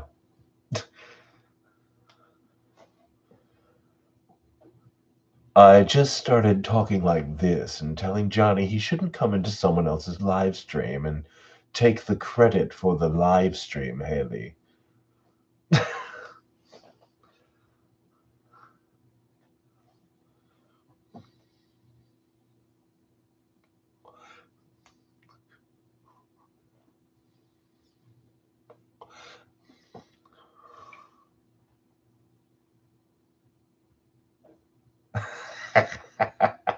Haley. Oh, very pompous. Let me put on my spectacles. Dear heavens. All right, this next story is called I put out a Craigslist ad for a new roommate to ward off my stalker and avoid violating my lease. My new roommate might be a demon. How very dare me. And it is written by That One City in China. That's the name. And Johnny dedicates this story to Ken. Thank you, Dustin. I appreciate that. My name is Finn Conway. I have a lot going on in my life. I'm currently 22 years old and I'm completing my master's in computer science in a college located in a major city in the United States. It isn't too bad. I thoroughly enjoy computer science and I take night classes so that I still retain my underpaid day job as an IT guy for a small startup near my school. I live in a two-bedroom apartment with a roommate, and despite the somewhat expensive living prices in this area, I love the neighborhood and the people. Honestly, for a guy in his 20s who came from no money, I was doing pretty well. I was in a pretty ideal situation, that is, up until last week. Last week, my roommate moved out on me without much notice. He told me he got an offer for a job in another city across the United States, and that he'd already sold his half of the furniture in Craigslist that morning. This was all through text, by the way. By the time I came home from my night classes, his room was pretty much empty, and he wasn't responding to my angry text anymore. That put me in a severe bind. I made okay money as an IT guy, but part of the reason I was getting my master's was because I knew it would pay off when my degree became more valuable and I could work for bigger companies. After all, I had an unnecessarily large amount of student loans to pay off for my undergraduate degree on top of the price of achieving my master's and increasing rent. But tuition money and rising rent prices weren't even the biggest issues. You might wonder why doesn't he just move into a one bedroom or even a studio by himself? After all, I have to burp. After all, I'm a guy who likes my privacy, or should I say privacy, and living in a one bedroom wouldn't have been so bad. To answer your question, I would have moved into a smaller place if I didn't have a crazy online stalker who I was busy trying to get a restraining order against. Turns out it's hard to get a restraining order if you don't know the real name of the person you're trying to file one against.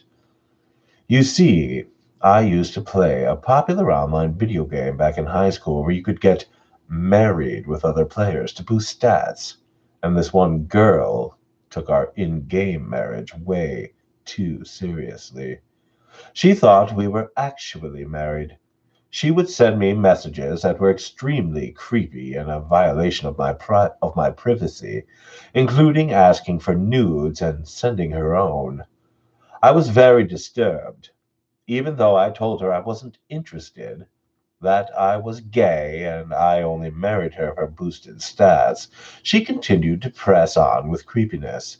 I brushed her off as an overzealous gamer girl and eventually stopped playing the game entirely. But then she started finding personal information of mine online, like my private Facebook, Twitter, and phone number, and it eventually escalated to finding where I lived. She started sending threats against me and my family. Things got creepy, and I had to file a report against her. She's been laying low for a while, but you can't blame a guy for being cautious. After all, I moved a total of 3 times since she first found my address, and she managed to find me every time. See you, Drac. Thanks for stopping by and hanging out, man. So yeah, I got a lot's going on in my life. You could say I had a streak of bad luck. I honestly hoped it was just mere bad luck and not a sign of something worse. Balancing my masters, my job, and warding off a crazy stalker has not been easy, but now I had to find a new roommate to fulfill what's left of my lease. I ended up posting an offer on Craigslist, and a few hours ago, offering interviews. I ended up posting an offer on Craigslist a few hours ago, offering interviews for a new potential roommate.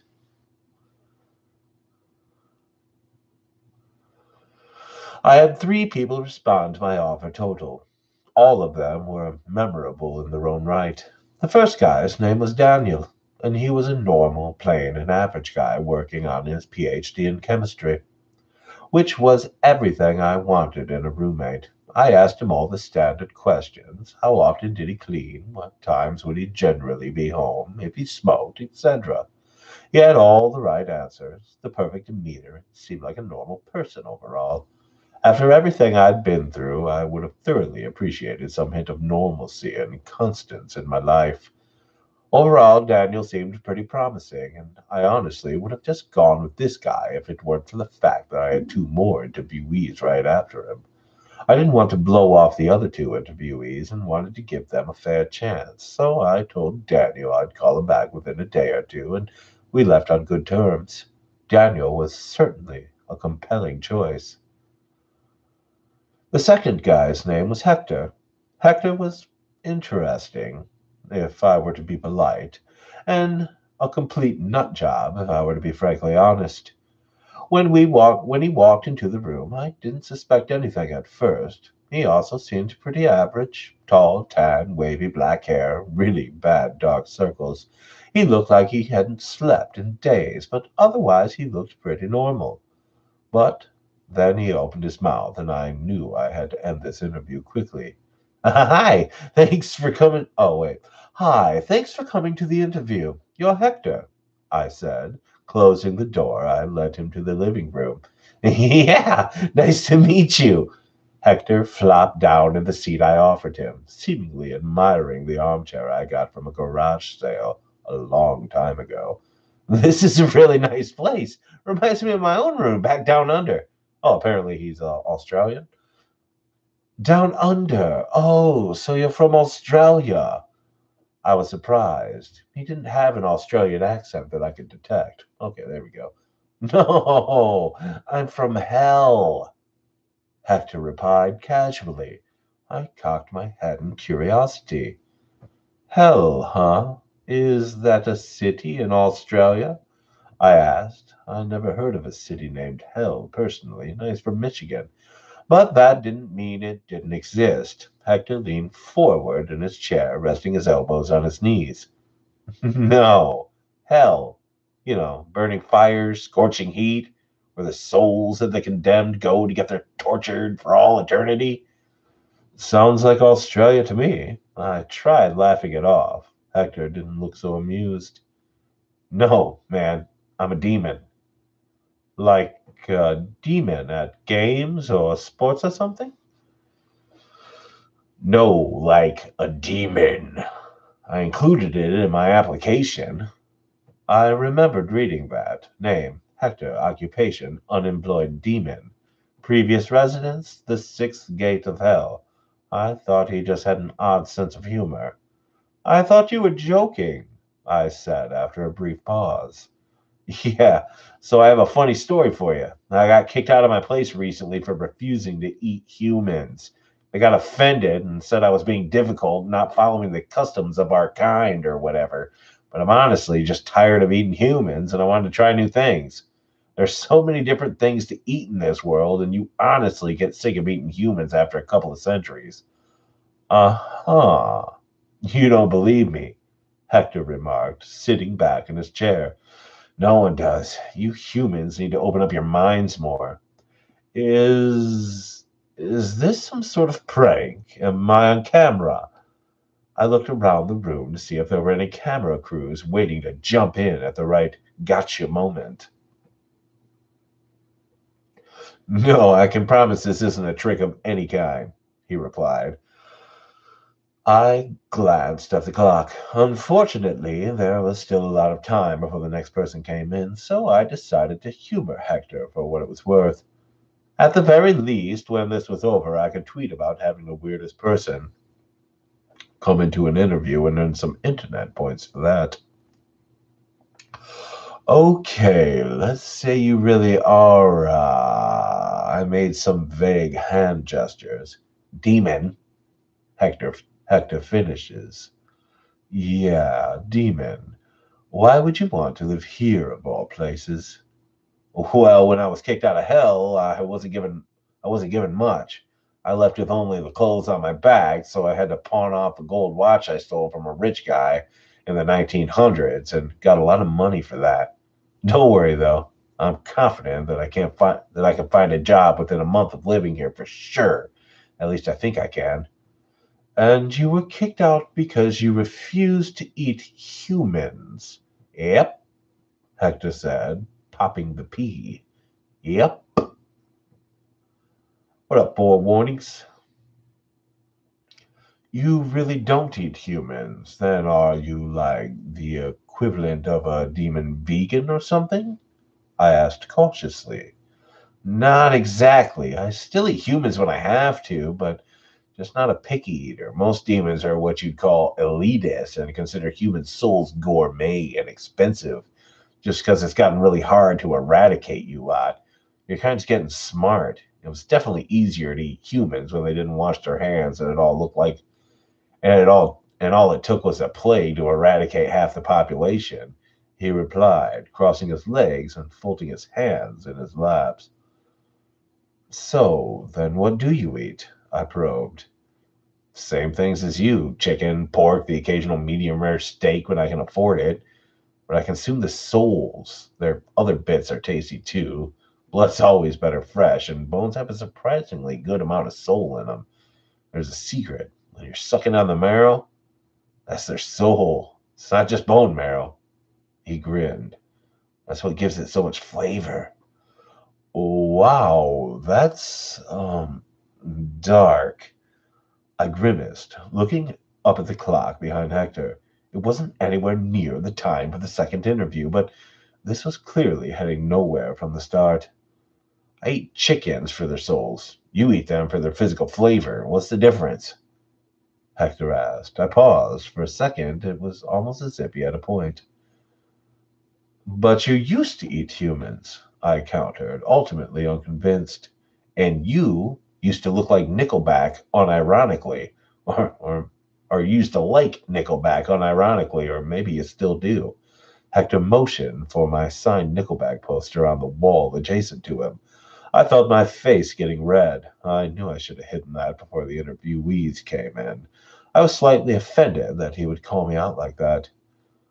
Point is, a few years can drastically change you humans. As for us demons, a few centuries can change us too. Why do you think we're why do why do you all think we're the same as we've been since the 1500s? We're just like you guys, sort of. Okay, so if you're a demon, why would you want to be in such a small room? Could you find somewhere else, somewhere better, not as cramped? You shouldn't you be able to, I don't know, conjure up some money with your demonic magic or whatever?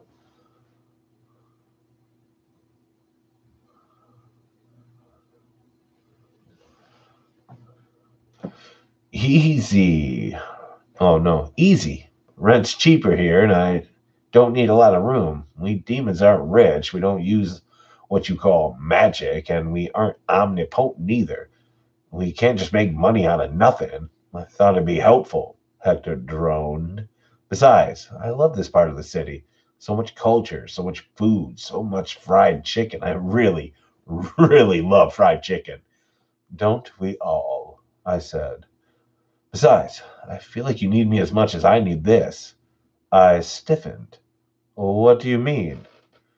You're Finn Conway, 22, working on Masters. You had a stalker for, has a stalker for a while now. If you ask me, your stalker is pretty insane and she's still out there somewhere.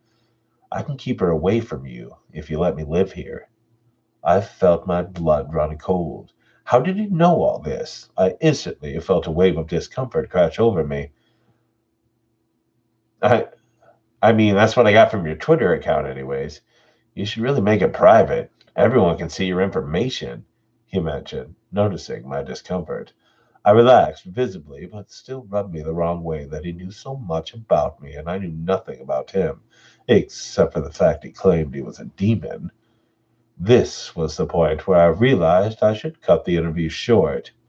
Listen, sorry to cut this short, but the next interviewer should arrive any minute now, and I don't want to keep him or her waiting. I think you should leave. I'd entertained him long enough. This weird demon role play of his was going way too far, and I wasn't interested. I had enough craziness in my life from having to deal with a stalker. I couldn't deal with a delusional roommate. Plus, him knowing my whole life story from Twitter was a little too personal for my comfort. I got up from my seat hastily and rushed over to shake Hector's hand to end this before it went on for too long. It was cold to the touch, but what was colder was the unexplainable pang in my chest when I saw Hector's downfallen expression. Oh, okay. When do you think I'll hear back? He asked. I rubbed the back of my neck, a bad nervous habit. Soon, probably a couple of days. I'll call you about it. I lied. I wasn't planning on calling him back, and he probably knew it. Even if his story were true, I wouldn't want to live with a formerly man eating demon who claimed to be on a chicken soul diet. But it wasn't true. Demons weren't real. This man had clearly lost his marbles. And I didn't need a crazy roommate on top of everything else on my plate. All right, cool. Hector got up from his seat, looking dejected. I walked him to the door, and before I closed the door, he spoke up. Listen, I really need this. If there's anything else you need, more rent, more anything, just let me know. I nodded and I gave him a sheepish smile before walking off into the hallway. I closed the door, locked it, and slumped back in my seat, hoping the third guy wasn't a weird person like Hector was. I really needed to get a better security and be more careful about posting my problems on Twitter. The third person never ended up showing up, but I couldn't wait forever. I decided to contact Daniel when I got back from my night classes about the offer. When I got back from my night classes, I noticed something was terribly off. My door was unlocked, but I knew for a fact that I locked it when I left. Excuse me.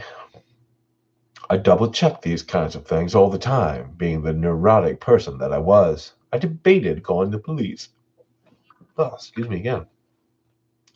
When I felt something cold pull my back and a chilling voice say, Go on in, what are you waiting for?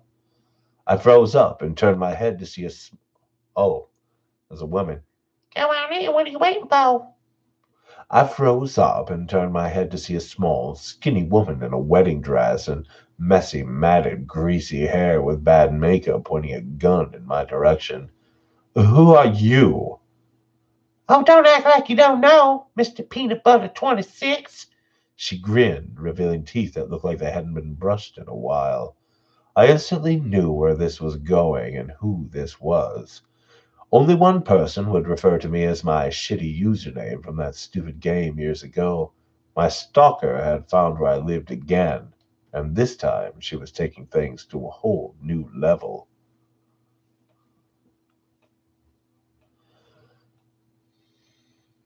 Or should I say my darling husband? Her hand caressed my body, and I felt shivers run down my spine. If she hadn't had a gun, I would have been able to easily turn the tables on her. She was easily a head shorter than me. How the fuck did you find where I live? I grit I grit my teeth and looked around for security cameras, hoping they'd pick up on this very illegal activity going on. Don't bother. I already set all the cameras on loop, and no one comes home this late but you. Now, unless you want me to shoot your pretty little brains out, I suggest you go inside. She pushed the gun into my back forcefully, and I quickly turned the knob to my door and went inside. The apartment was dark and cold. My interior was decked out in candles shaped into a huge heart with rose petals scattered around, and a chair in the middle of the heart of candles, which were the only source of illumination beside the lights from the building outside the window. Under the chair was an intricate looking summoning circle, the design of which I recognized from the game. In game, that summoning circle would have summoned the Fae from Agistome, a fictional land who ordained your marriage in the name of magic and goodness and made it official. My stalker was really trying to marry us like how it was done in the game. Sit, she ordered. I did as I was told, and she brought duct tape from under her dress to wrap my limbs around the chair. She then went into the kitchen, humming a tuneless song. Listen, I don't know what you want or how you got here. I don't know how the fuck you managed to fly under security personnel. You know what? You're always so mean, Finn. She cut me off. You're always playing so hard to get. Always! Her deranged voice shut me up quickly. I understand now. I would want my future husband to prove their worth to me, too. But we're together now, and nothing can get in our way this time. Not the computer screen, not the cops. Amy and Finn, partners in crime, lovers forever, finally married under the gracious fairies of Agathelm, like fate dictated it to be. This is how it should have been from the start. So that's her name, Amy. She brought over two glasses of a dark red liquid from the kitchen on a silver platter that I didn't know I had. Drink this, she cooed, turning my head away from her. Fuck no. Drink it now. Amy's personality went from blissful happiness to sharp and threatening as she grabbed my head and shoved the glass in my mouth. I choked and tried to resist drinking any of the substance, but a mouthful managed to go down my throat.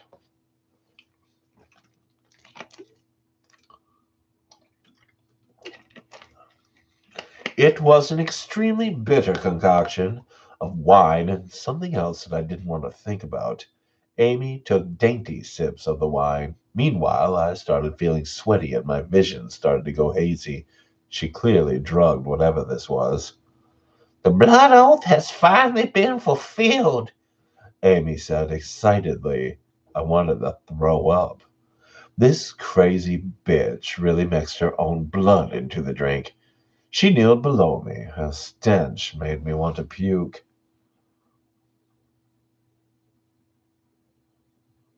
I'm not going to have another heart attack. We've been married online, but I was thinking, why not get married in real life, in the eyes of God Himself? But obviously, God didn't want us together, so I had to turn to fairies instead. They can marry us. They wouldn't stop something so lovely and pure like this. With that, Amy poured the rest of the concoction onto my chair and started laughing. I've been waiting for this for months, for weeks, for days. I've been following you, you know. You really let your guard down, but I find that so adorable about you. When I saw that you posted a Craigslist offer for a roommate, I just had to make sure it was you. And it was. So that's how she found me. My stupid Craigslist ad. It's just registered to me that she might have been the third interviewee who never showed up. And in that time, she must have scouted out the area to plan this shit. For someone who was in the computer science field, I had really let my cybersecurity guard down, and it led to my undoing. I was entirely too careless. I groaned, my head began to pound, and my vision became blurrier. She caressed my hands and began to put a ring on my finger. Dude, how long is this story, Johnny? For oh, it's not that much longer. Okay, there's just a lot of comments on it.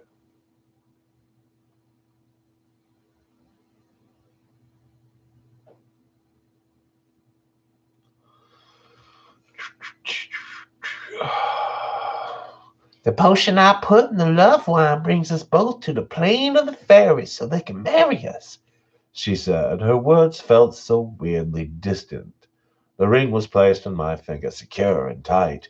She mounted my lap and hugged me, whispering things into my ear. And I felt so disgusted that I just wanted to disappear. And now it's official. We're married. Don't you see the fair fin? The fair is right behind you. Amy paused, realizing what she had said. She scrambled to her feet. I looked up at her, and she looked as if she saw a ghost. Wait! She mumbled. She backed up a few steps. I looked at her feet, unable to focus properly. The lighting from the buildings behind me casted the shadow of a big bird. Who's there? Who are you? Amy pointed the gun in my direction, and I couldn't even physically flinch from the drugs. I figured she was hallucinating or something, but whatever she was seeing seemed pretty real and terrifying. I'm his roommate. Who are you? The voice replied. I recognized that voice. Hector? In my haze, I managed to make out his words clearly. I wondered how he's managed to walk into my room, since the door was blocked by Amy and both of us. I would have seen him come inside. Being that my back was facing the balcony, I assumed that it was the only possible way he got in. But how did he get all the way up to the 13th floor without anyone noticing him? And better yet, how is his timing so good? I'm his wife, asshole, Amy spat. For some reason, I don't believe you, Hector deadpanned.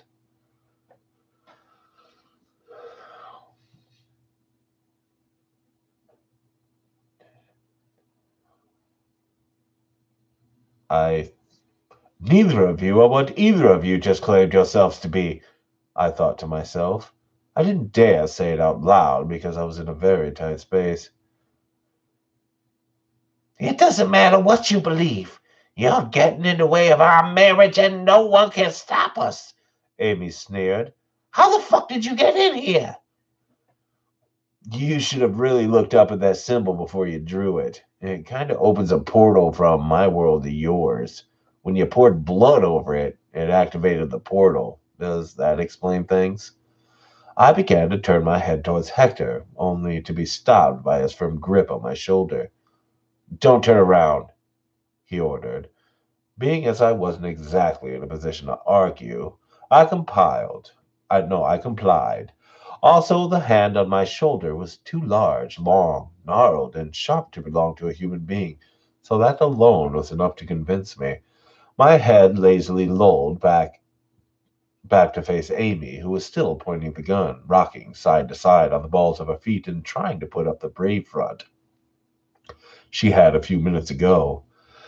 Halloween's not coming for another year, buddy. I don't know how you got up here in that weird demon furry getup, but you're definitely not leaving this alive. I'm gonna fucking kill you. Amy's remarks truly made me wonder what she was seeing and what I was missing out on. Hey, close your eyes and keep it shut until I say otherwise. He whispered, he whispered gently. He enclosed his overgrown hand over my field of vision. Petrified and drugged to high heaven, I did what I was told to do and shut my eyes. I have a gun and I know how to use it. Stay away from me. I fucking mean it. If you don't, I'll shoot. Amy's voice was faltering. From her tone, she clearly didn't know how to use a gun and wasn't planning on actually using it. These were all empty threats, at least I hoped they were. And this is why you guys need better gun control. I heard Hector's lazy drawl as he stepped forward. What is he fucking talk like a southern dude from Australia? What the fuck? Okay. For some reason, his footsteps grew heavier and his voice boomed all around even more. I also heard Amy's quivers turn to full out whimpers and desperate screams to stay the fuck away.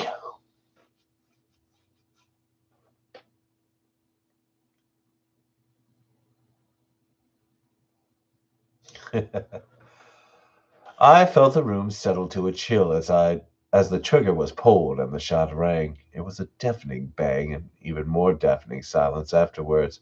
I squeezed my eyes shut, letting a wail of grief leave my throat, not wanting to witness what just happened.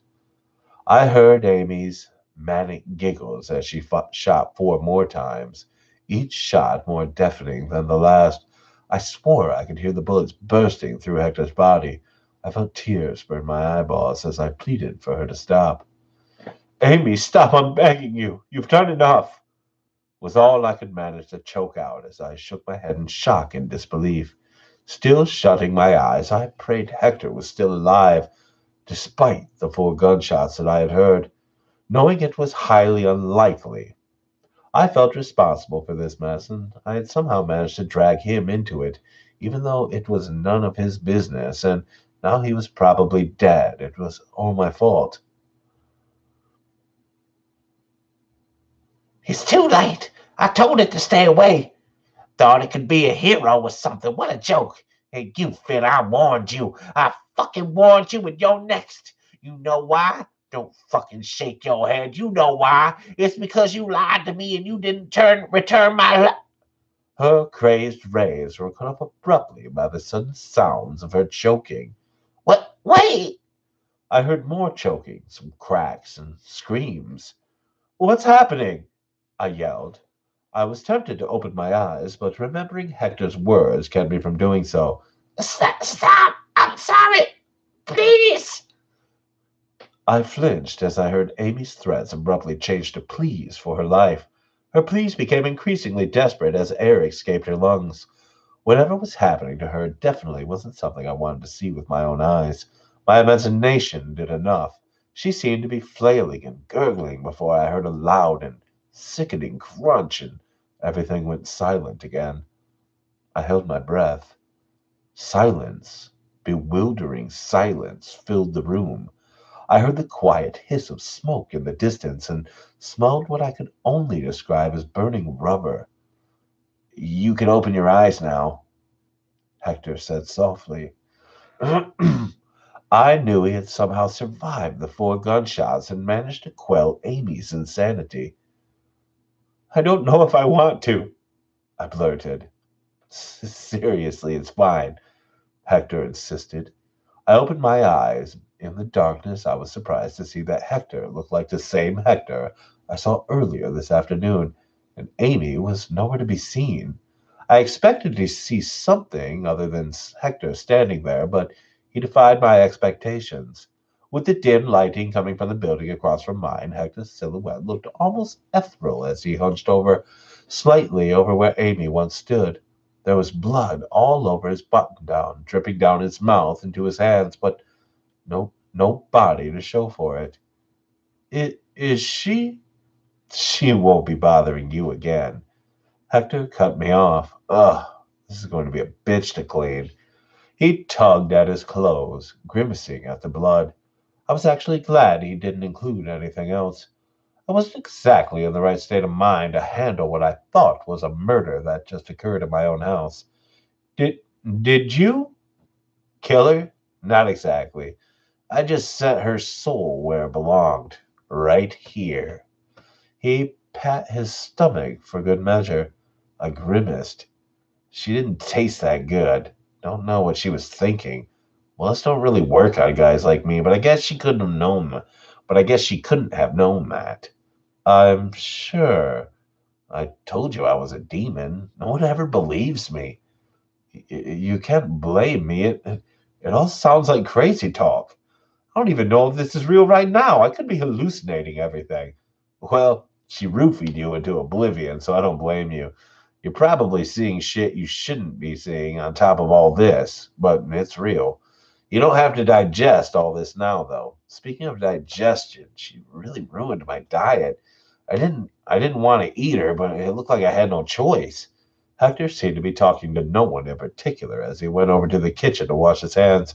I stayed still in the chair, trying to come up with the right words to say. Hey, listen, I said as Hector approached me with the scissors. I was probably slurring my words, but I hoped I was still coherent enough to make sense. I know we started off not exactly on the right foot, but I wanted to know if you were still interested in the offer. You really saved me from a tight bind just now, and I feel like it's the least I could do. Hector shrugged. I don't know. I felt pretty offended earlier when you just, kicked me out. I don't like being rejected. I I had nothing to say to that. Hector glanced up at me, a mischievous glint in his eyes. If you throw in some fried chicken every Friday, I might consider it. I blinked. Sure, fried chicken every Friday, not a problem. And leniency on the rent. I'll get it in, but it might not be monthly. I don't really have a job yet. I really shouldn't have been making deals while I wasn't sober, but it sounded pretty compelling at the time, and he did save my life, so I agreed anyway. Yeah, lenient, Red, got it. And no Nickelback. The music makes me want to kill myself, and I'm immortal, so I can't even do that. I nodded blindly. Hector grinned as he began to cut the duct tape from my limbs. Sounds like a deal, Roomy. Amy's body was never found, but police found a bunch of Rohypnol and GHB in her house, as well as bullets for an unregistered handgun, which was missing entirely from the scene of the crime. When I woke up, I found myself trying to recollect the events with a huge headache. The, the Rohypnol and GHB in her house were used to roofie me into complacency, and the police briefly questioned me after finding her deranged messages to me and neighbors' complaints about screams, but did not suspect me at all, as it was clear Amy had a history of stalking guys online, and she finally snapped. Last I heard, they chalked it up to a disappearance and put out a search for her, but I know they'll never be able to find her. As for Hector, well, he did his part by saving me from a kidnapping and potential murder. The whole demon bit is still a little off putting, but he can't be as bad. He can't be that bad if he saved my life when he could have just left me to die. I've tried to rationalize his arrival as something other than otherworldly, but I don't know how long I can keep convincing myself. He just finished moving in yesterday. He didn't have much, but the spare bedroom looked a lot better with the things finally occupying the empty space again. Hopefully, this works out well. I think we'll order some celebratory takeout tonight to commemorate his move in and my narrow escape from death. Hector wants fried chicken.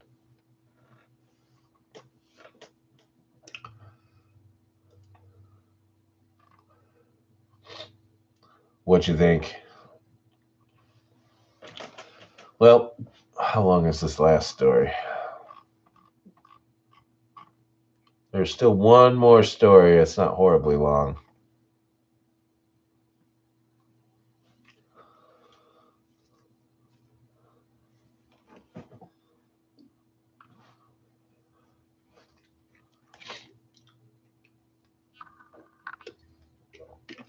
So I will read this one more story. Save it for next week? Yeah.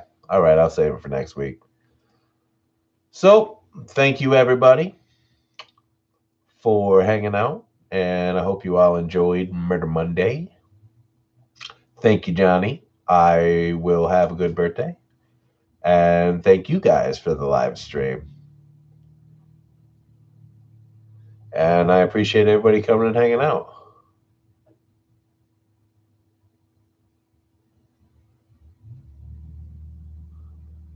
It's true, Haley. But you fixed me quite a bit, Haley, because you are absolutely wonderful. Yes, thank you, everybody. Thank you, Haley. Thank you, Devil Jack. And I hope everybody has a wonderful night. Thank you very much for hanging out, and I'll see you next week.